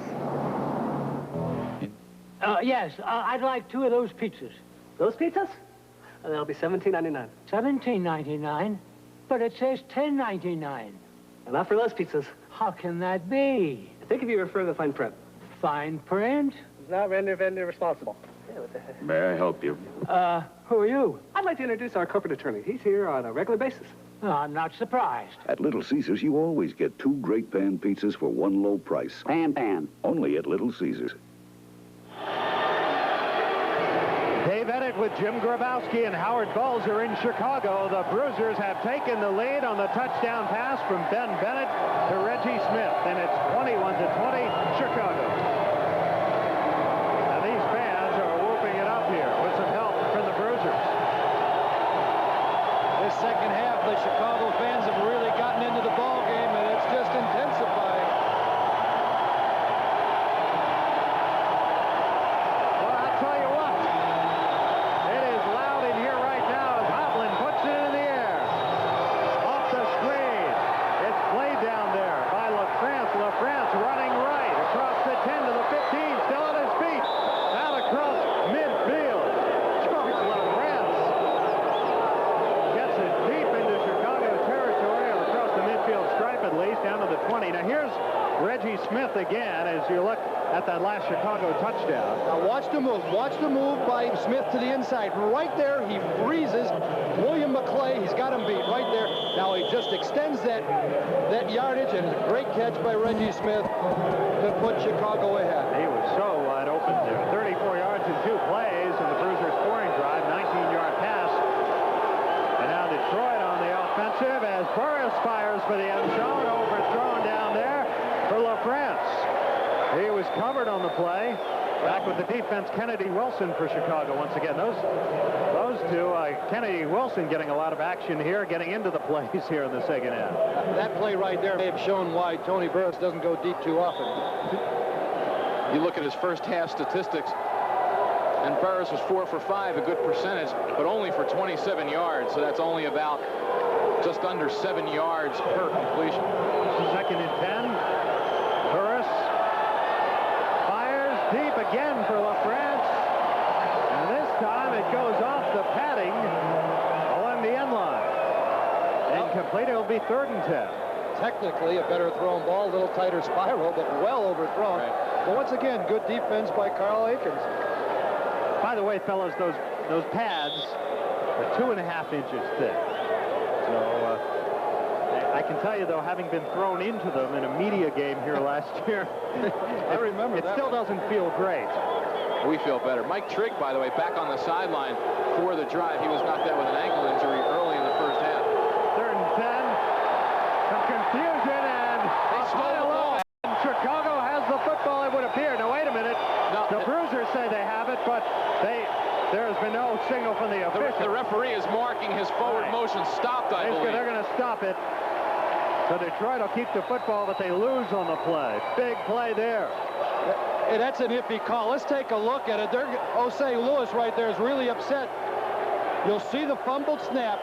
Now, watch 82. Osei Lewis come in, and he strips Burris of the football, but the officials ruled that his forward progress had ended. It's going to go to Detroit. Now, let's take another look. You see the bad snap. Looked like the center snapped it early. Now, Lewis, 82, coming in, just ripping the ball out of Burris' hands. I don't know about that call. Here's a long field goal attempt by Boyovich. The kick is up. It is no good. Wide to the left. The ball is loose. It is recovered down there by a Detroit player. Now, that should be a touchdown. Well, let's see where they mark the football. Looks like they're marking it at the 1 yard line. Yeah, it looks like he's going to be just short of the end zone. The man who appeared to come up with it was Reggie Mathis, or at least he's the one celebrating. Now, he caught it at the 1 and then rolled into the end zone. And if he was not touched, it should have been a touchdown. There is a flag on the play. Flag back at the 23. But, you know, that's the excitement of this football game. Here's an attempted field goal that was wide that almost ended up in a touchdown for the kicking team. We have a conference down inside the 5-yard line as Tim Markham, the coach of Detroit, and his quarterback, Tony Burris, await the outcome. And here's the call.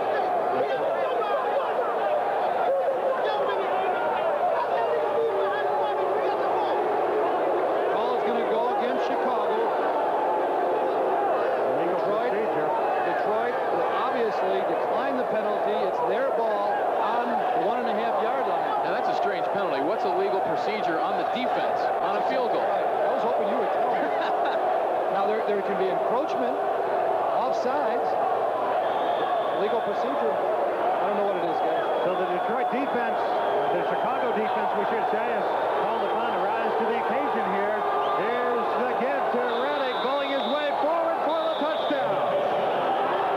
Alvin Reddick carries for the touchdown from about 1.5 yards out, and Detroit is back in the lead.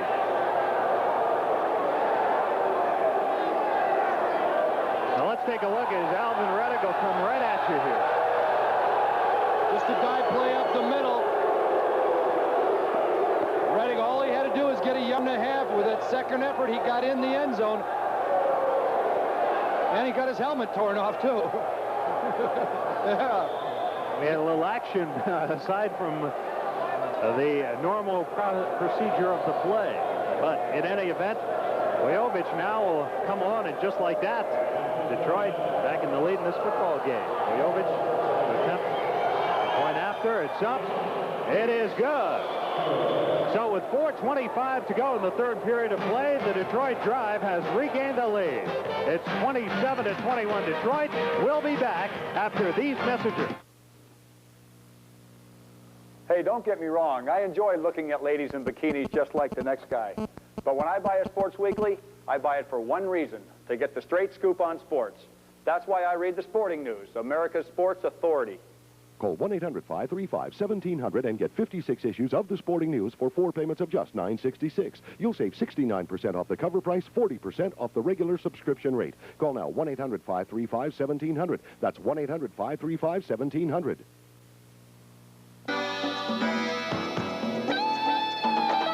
To unlock your body's potential, we proudly offer Soloflex. 24 old-fashioned iron pumping exercises, each correct in form and balance. All on a simple machine that fits in the corner of your home. For a free brochure, call anytime.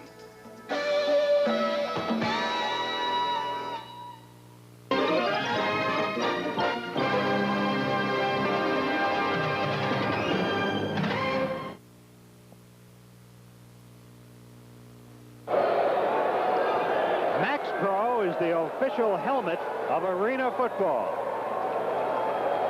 We're happy to have them with us, and we're happy to have you with us tonight. It's a good football game, and Detroit is back out on top. It's 27-21 with 4:25 to go here in the third period.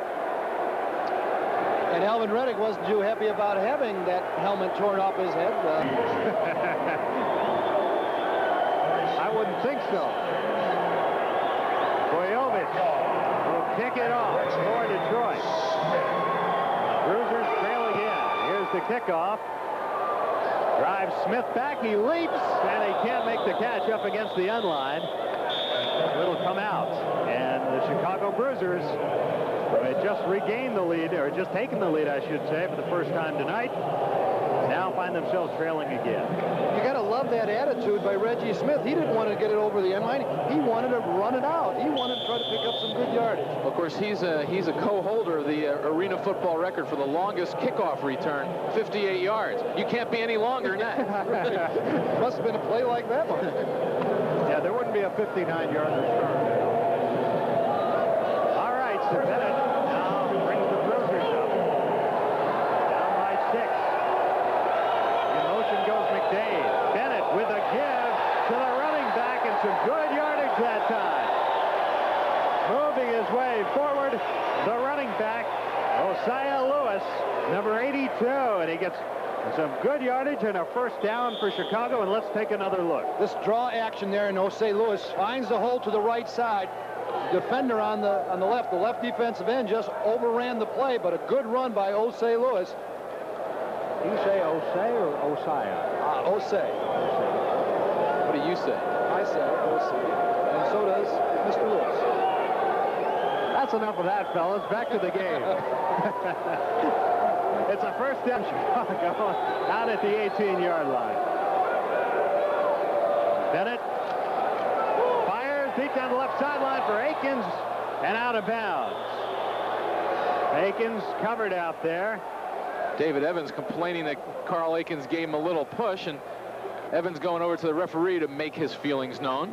And David Evans may be justified to go over to the official because Carl Aikens did give him a little push. But it was uncatchable anyway. That's right. Let's take a look and see if we can pick it up. Right now, you'll see Carl Aikens looking back. He sees the ball that's going to be underthrown. You see that little bit of a shove. The officials didn't pick it up. Just an excuse me tap. Second down. McDade in motion. Bennett to throw. Looking over the middle for Smith, and it is incomplete. William McClay of Detroit, the closest player to it when it finally touched the turf at about the 10-yard line. McKay was more towards the middle of the field. The ball tended to sail a bit towards the right, it appeared. And Michael McDade's going back to the huddle and said, Ben, if you could have just found me, I was wide open. William McClay was my man, and he went with the other receiver, and I was wide open along the other sideline. 3 of Bennett's 9 completions have gone for touchdowns. He has thrown 10 incompletions, and that was the 10th. 3rd and 10 at the 17 for Chicago. They trail by 6. Bennett to throw. Fires over the middle for Smith, incomplete. Good defensive play that time by George LaFrance.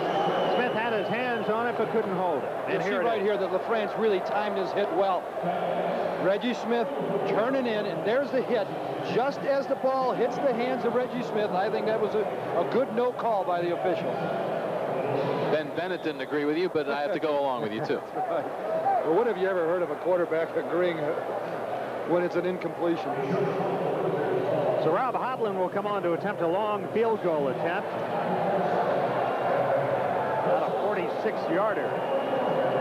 My math has not failed me. Bennett will hold. Hodlin 0 for 2 tonight. The kick is up. It is no good. Wide to the left. LaFrance picks up the ball in the end zone. He's tackled in the end zone. And the ball will come out, a touchback. I think the fans here, the officials signaled the touchback, and I think the fans thought for a moment there might have been something else. In any event, we'll take a break. 27-21 Detroit, the score.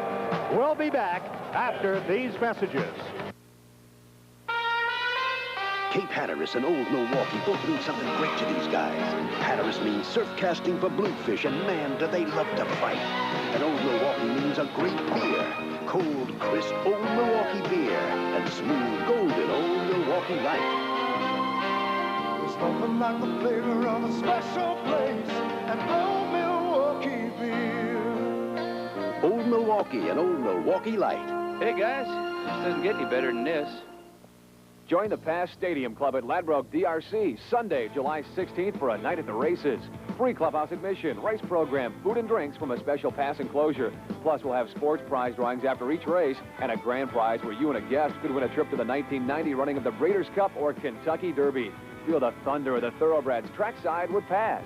For your free admission tickets, call the Pass office during business hours at 313-930-PASS or write to Stadium Club, P.O. Box 3812, Ann Arbor, Michigan, 48106. A reminder, next week we will be in Pittsburgh at the Civic Arena as the Pittsburgh Gladiators take on the Denver Dynamite. Airtime 8 o'clock Eastern Time next Friday night, July 14th. And tomorrow night, 2 other arena teams will open their season. Maryland plays at Denver at McNichols Arena in Denver. Right now, it's Detroit football, and Burris looking deep. LaFrance is out there. He makes the catch at the 10, 5, touchdown Detroit. The rare times Carl Aikens is beaten. He was beaten really badly that time by George LaFrance. LaFrance having hit one heck of a football game. Deep post pattern. The ball really not thrown, well, just good enough. Let's put it that way. Let's see Tony Burris right here. He's going LaFrance all the way. Primary receiver. Not a tight spiral, but look how far LaFrance has Aikens beat. A good 3 yards. Aikens trying to come back to it, trips and tries to trip up LaFrance, but no chance. I'll bet Aikens just never believed Burris was going to get the ball there. He hasn't shown the ability to throw deep accurately, and Aikens might have just given up a little bit, never figuring he was going to hit him in stride. Through from his own end zone as Boyovich comes on to attempt the extra point. It's up, and it is Novo's hurt. Penalty markers down. Boyovich is down, and now we have some extracurricular activity. Alvin Redding saying something to the Chicago player, number 29, who ran into Bojovic, Mark Young. Tim Markham, the coach of Detroit, is out there.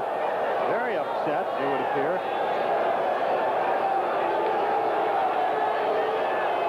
And I think that Markham's pointing at the coach, it looks like. He's pointing at George Brancato saying, hey, that's unnecessary. That's not the way you play this game. I don't want any of the cheap shots out here. Tim Markham obviously upset.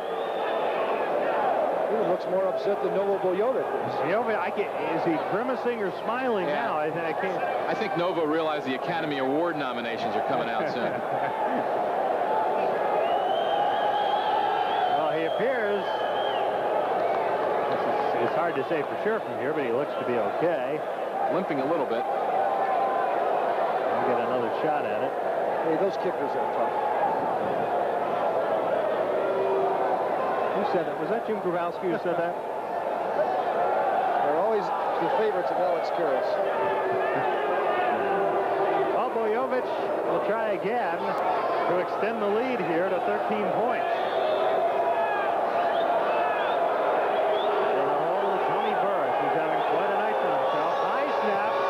Gets it down.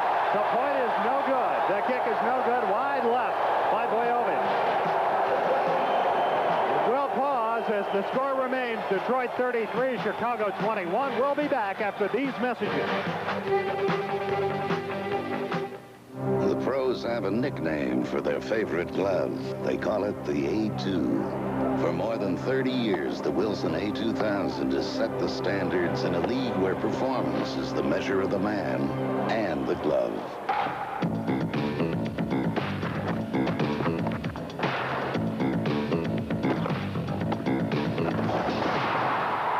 A2000, the glove of the pros from the brand of the pros. Did you know that Budget rents trucks? All kinds of trucks. From pickups, cargo vans, to big 24-foot diesels. And they lead the league in features with power steering, AM/FM stereo, air conditioning, and manual or automatic transmissions. So don't just rent a truck from Budget. Next to me, they're the toughest thing on wheels.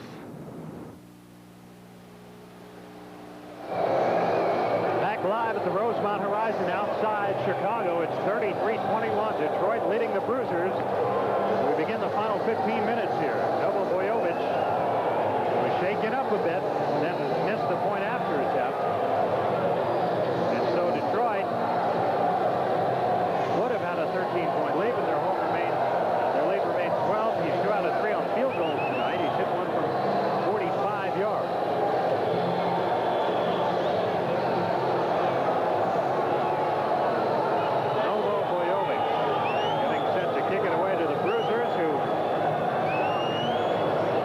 Biggest deficit of the night. Down by 12. And here's the boot. High end-over-end kick, driving Smith back to the end line again, and he will bring it out.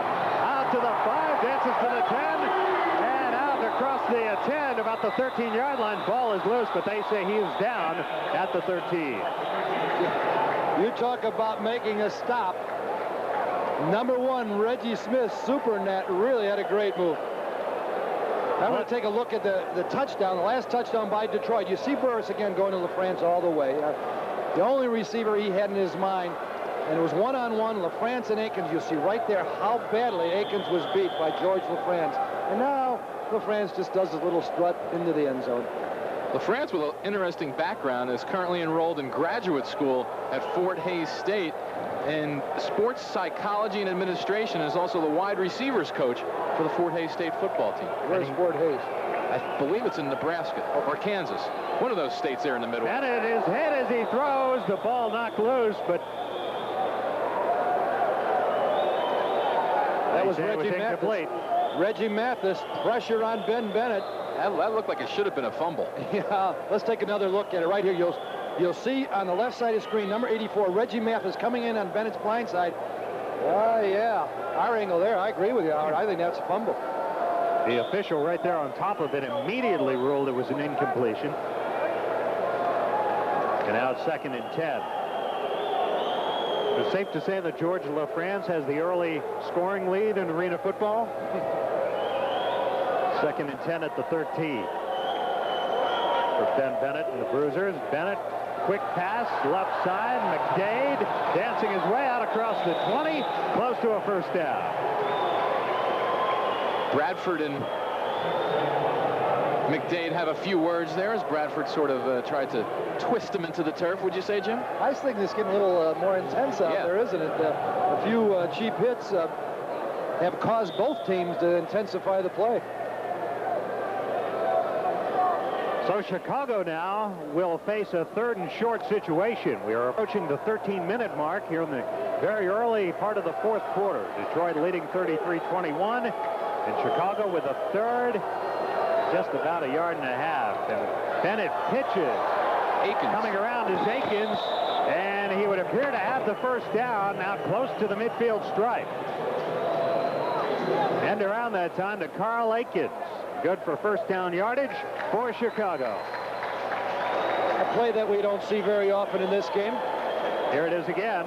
You'll see Akins making a move like he was going to go inside. Now you'll see him coming around. Now watch right here. It almost looks like he made a mistake by turning it back inside. He made the first down, but he was awfully close. First down it is.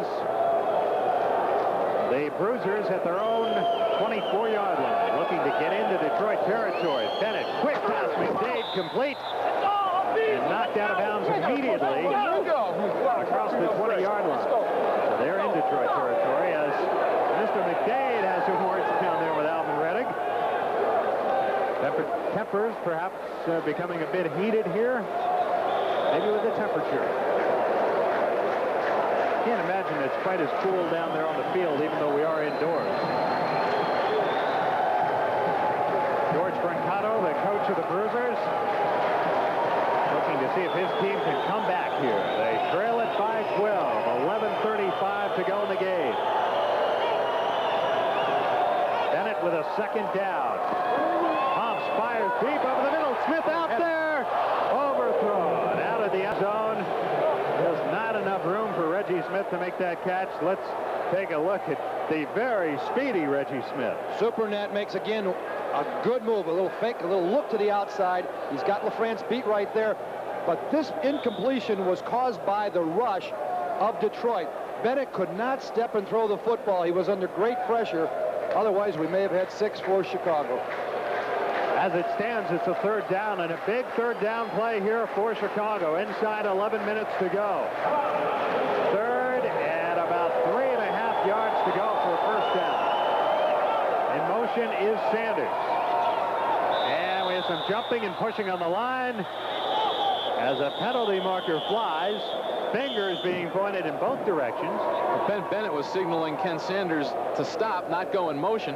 Then someone on Detroit came across the line of scrimmage claiming that Ted McNary, the Bruisers offensive lineman, moved. Lou Sorrentino of the Bruisers signaling against Detroit. Now the official signals indeed the penalty will go against Detroit. Oh, and Ted Markham is upset. To say the least, he's upset.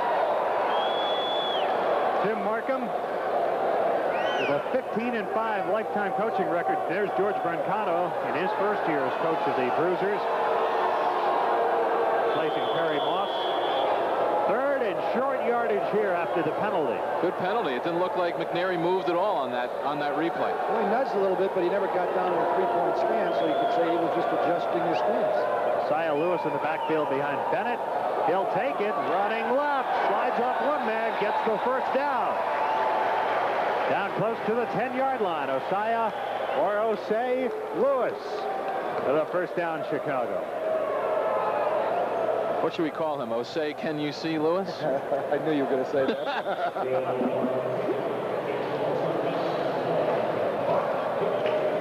Right there, call him effective because he got the first down. It keeps this drive alive for Chicago as we approach the 10-minute mark. Akins split wide to the right this time. McDade in motion. Bennett to throw. Lofts it over the middle. And Lewis can't hang on at the 10-yard line. Interesting call. They sent all the receivers to the right side of the field and try to hit a screen to Osei Lewis to the left side.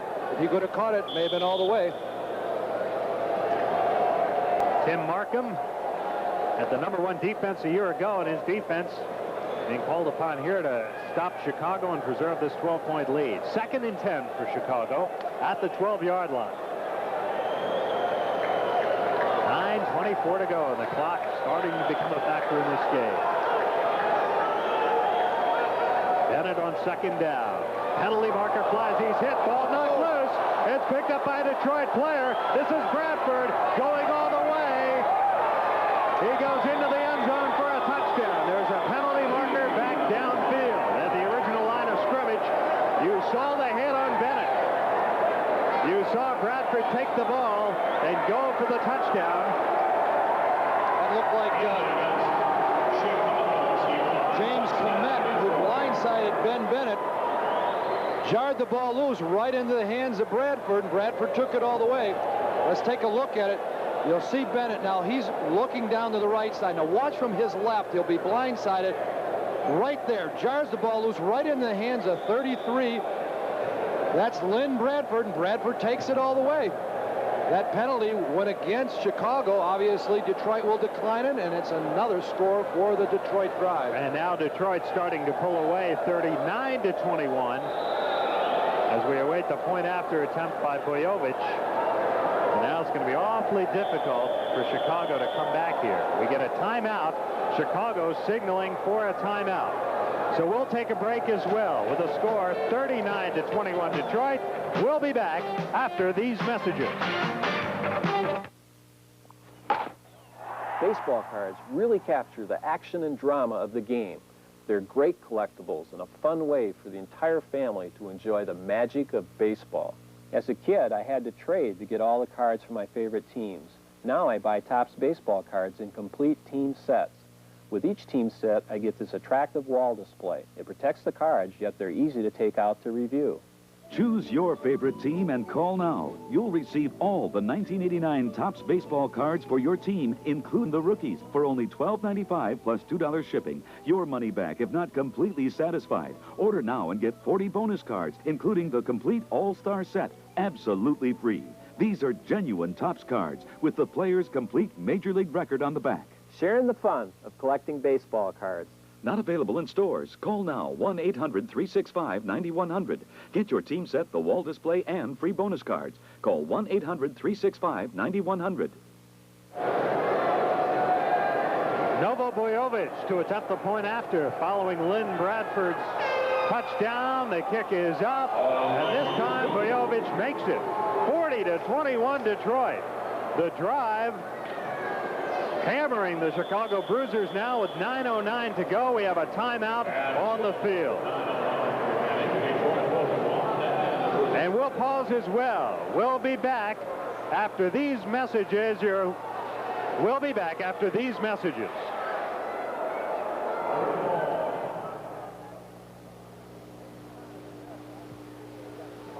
Every town in America has a street named after a budget rent-a truck. One way. These smooth-driving 15 and 24-foot diesels and cargo vans are all priced right. Automatics with power steering, air conditioning, stereo, and more. When you're planning to move from one town to another, there's only one way to go. My way. Budget one-way trucks. Don't I get 2 pan pizzas for the price of one? Don't think of it as one pizza. Think of it as one pizza and one box. What am I going to do with a box? Ever hear of origami?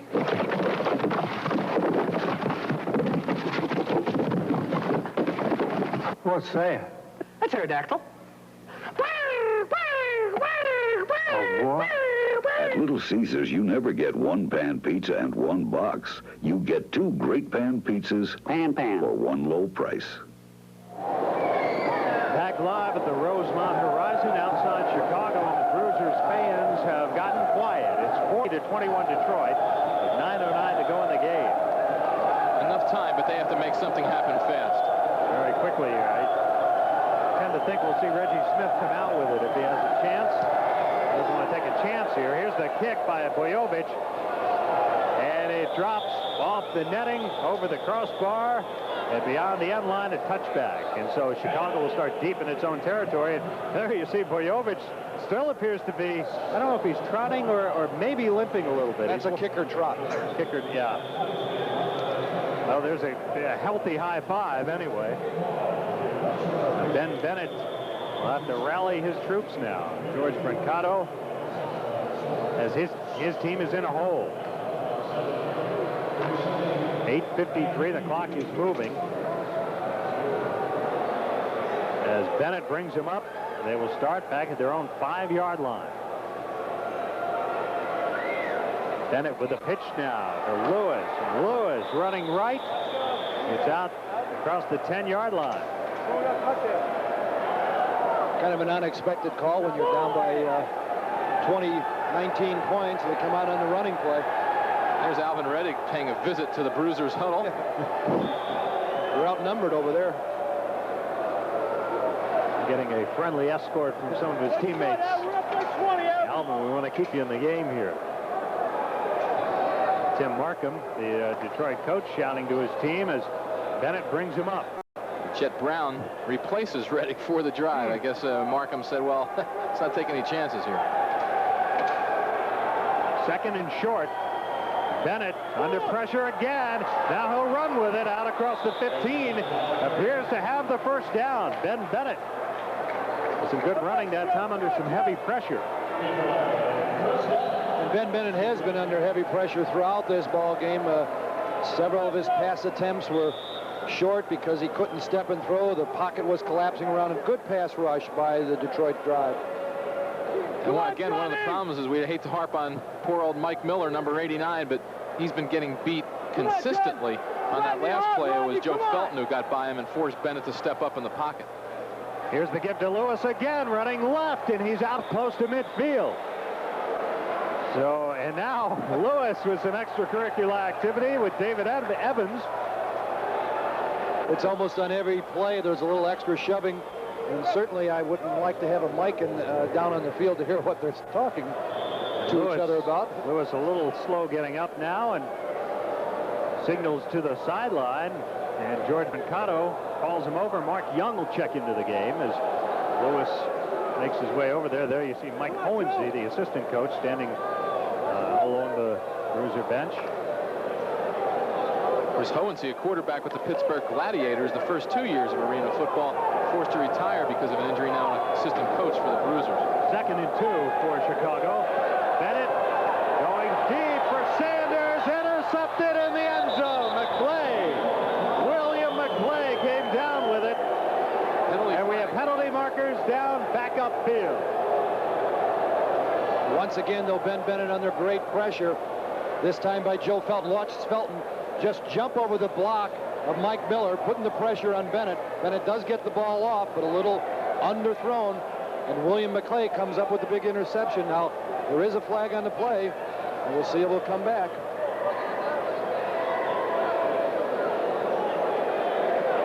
Tim Markham, the coach, holds up his hands there in the bottom of your screen as if to say, what's going on here? And roughing the passer. Personal foul, roughing the passer, and I'd like to see the face of Tim Markham right now. He's kind of sitting there, standing there with his arms folded, just calmly shaking his head. There he is. Yeah, he's not real pleased right now. I guess that would be an understatement. But he's got the clock on his side. It's certainly not an insurmountable Detroit lead, but 6:23 to go in the game, and now he says, what gives? He said there should have been a personal foul there. I think that's what he was telling the official. If my lip reading serves me. He was saying there should have been holding. He signaled holding, but I thought he said personal foul. Maybe I better stick to the signals and not to the lip reading. Ball at the 18 of Detroit. First down, Chicago. Bennett trying to get his team back on the board here. They've been shut out in the 4th quarter. He throws for Smith. Inside the 15, he jukes away, but can't get very far. Nice tackle made there by the Detroit defenders, and Reggie Smith's a little slow getting up. He does get up.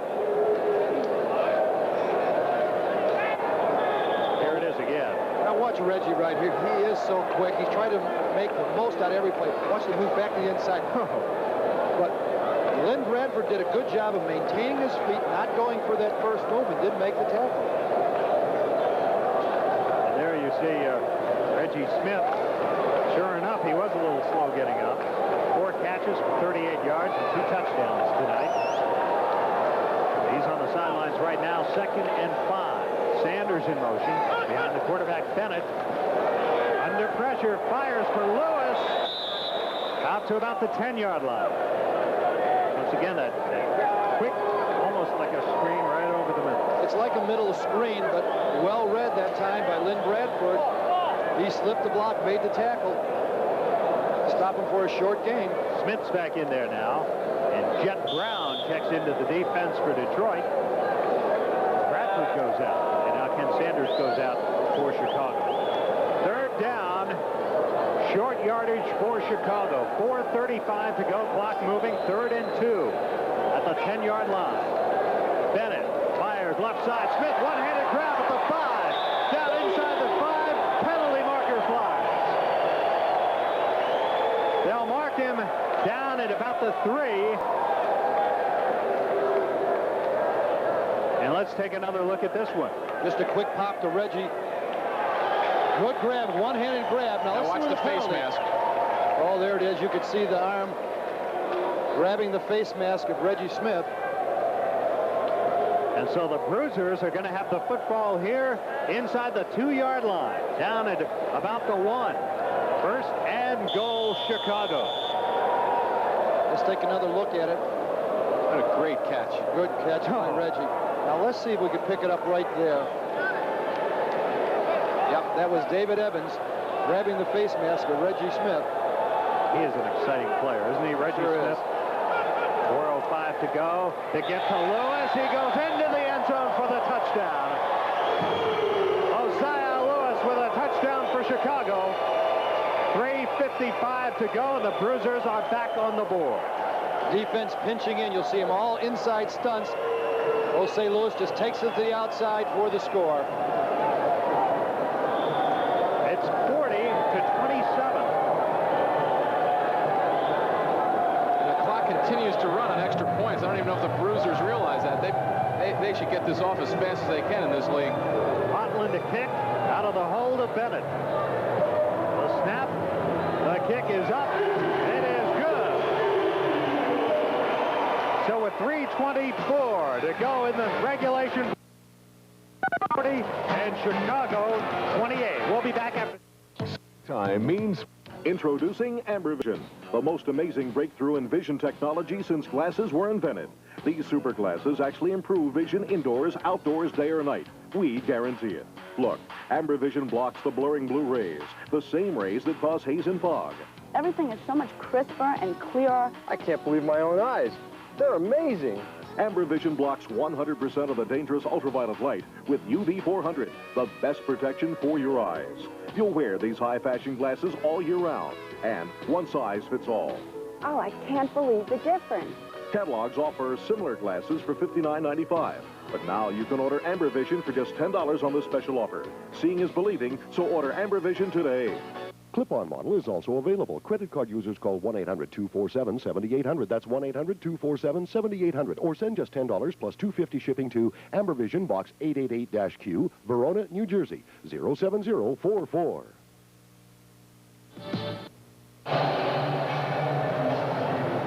Dave Bennett, Jim Grabowski, and Howard Bulger back live at the Rosemont Horizon. 3:24 to go in the 4th quarter. And it's now Detroit 40 and Chicago 28 as Hosea Lewis scores for Chicago on the short run. And now let's see what Chicago decides to do here as Rob Hotland tees it off. What do you think, guys? Well, you're so close to the end line, and you still have plenty of time. There'll be a kick all the way down. There'll be no onsiders. He should just try to drop it over that front line of people and run everybody down there quickly. Maybe get a funny bounce. He kicks it away.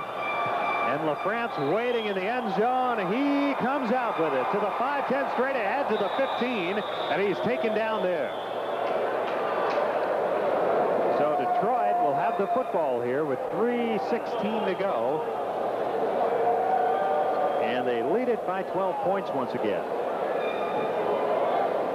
Let's not forget, with 3:16, there is still plenty of time, especially when the clock stops in the last 2 minutes.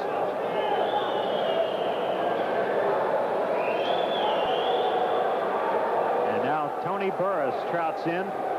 Quite a night for that young man. He has put some points on the board. If you were not with us earlier, Mike Trigg, the quarterback for Detroit, went out with an injury in the first half, and Burris has gone the distance. He has a first down at his own 15. As Jet Brown goes in motion, here's the pass. It is complete out across the 15 to the 20 and inside the 20-yard line. David Evans, the man who made the grab. Over on defense, Mark Young, and also Kennedy Wilson for Chicago. It'll be a second down. Gain of about 7 yards that time. There had to be a miscue in the coverage. David Evans too open out in that flat area. 2:15. We're approaching the 2-minute mark. 2nd and 3 for Detroit. The Chicago players, Carl Aikens looking over at his sideline, and there's Tim Markham. He's telling his players, work the clock here. 1:59, 1:58. Burris fires short, left side, complete to Brown for short yardage up there. We'll bring up a third down situation. We're inside 2 minutes. It'll be second and about a yard for Detroit. So it doesn't appear it's going to be a very happy way for the Chicago Bruisers to open the season. Again, the real difference in the game was the one miscue off the net on the attempted field goal, which the drive recovered on the 1-yard line, punched it in on the next play, and otherwise right now they'd be at least within 1 touchdown. Who knows how that would have changed the game. Chicago would have had the ball at that point, and they had stopped Detroit. Approaching the 1-minute mark. Pile up. Penalty marker flies. There you see the time. No doubt about it, Howard. The Chicago Bruisers were their own worst enemy. That play, the miscue off of the net, but also the fumble by Bennett that Bradford ran in for the touchdown. And this is probably the final one on the nail in the coffin here. A personal foul penalty on the Bruisers, a late hit. That's going to give Detroit a first down deep in Chicago territory with 1:08 to go. It seems highly unlikely they can come back from this. Detroit will go to Baltimore next week. That's a neutral site to play Maryland. That'll be next Saturday night, July 15th. Chicago's next game will be July 22nd. They'll be at the Arco Arena in Sacramento to play Pittsburgh. Now explain how a team from Maryland can be a neutral site in Baltimore. That's a... Well, their home arena is technically the Capitol Center, right, as I understand it. Of course, I think they're calling them the Maryland Commandos, so they can almost try to claim that both those games are home games. Well, the Capitol Center, of course, located a bit closer to Washington, but well within easy reach of the Baltimore area as well.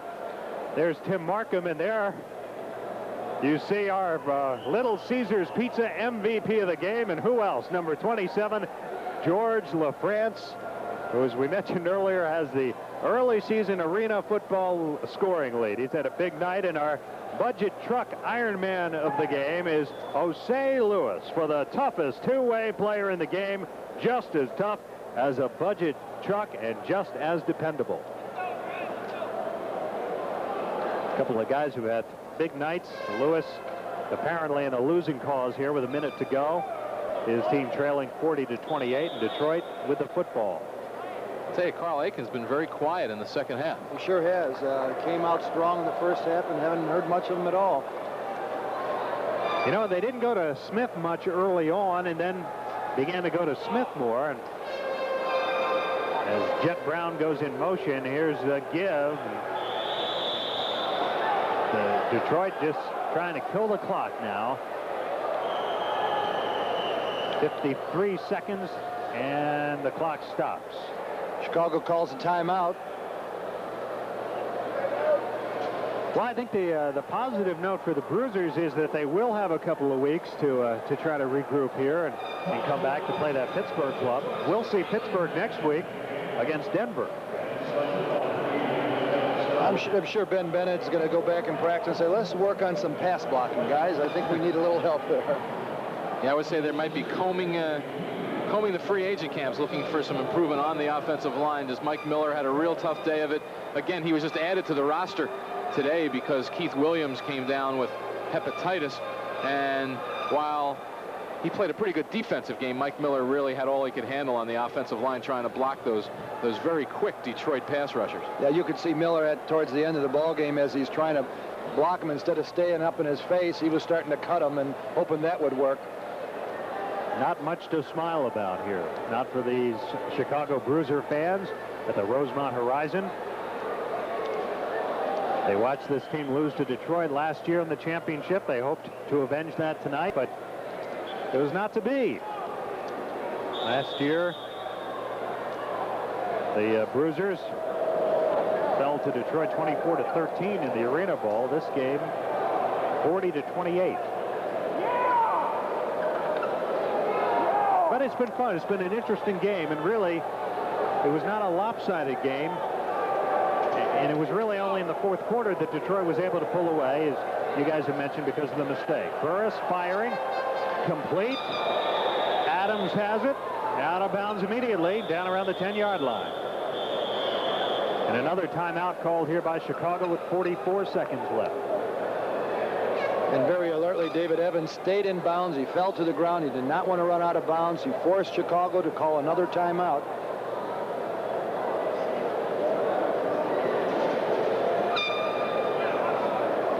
So I believe, let's see, did they not call one on the extra point earlier? Is this their last timeout? No, I don't think they did call one on the extra point. So they should have one more. Next week, our next televised game, next Friday night, July 14th, we will be at the Civic Arena in Pittsburgh, where the Pittsburgh Gladiators meet the Denver Dynamite, coached by Babe Perilli, 8 o'clock Eastern time. We hope you'll join us then.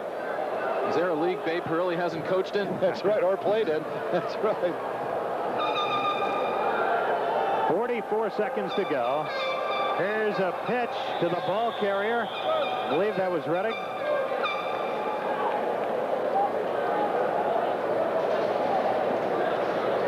Check that, I believe. That's right, Alvin Reddick, number 44. Reddick, right.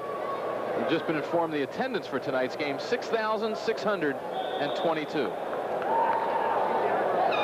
Not bad attendance for the first game of Arena Bowl, Arena 89. As the final seconds tick off the clock, and now the Detroit players leaving the bench area, exchanging high fives on the field. 6 seconds, 5, 4, 3, 2, 1. That'll do it. The Detroit Drive has opened the Arena football season with a 40-20. We're just happy catching fish one right after the other. How many double headers we got? One fish, get another fish, and then I got that one. I thought that was a big fish, a 25-pounder, and yours, I think it's got to be over 30. That's fantastic fishing anywhere. There are still places left in North America where you can fly and catch some trophy lake trout, and one of the best places is right here in Canada. I'll see. If you'd like to enjoy this great fishing, contact Jackson's Lodge at Waterbury Lake. They'll be happy to accommodate you, or you can contact Tourism Saskatchewan, and they'll give you all the information you need to arrange a fantastic... Presented by Ms. Lou TV Sports.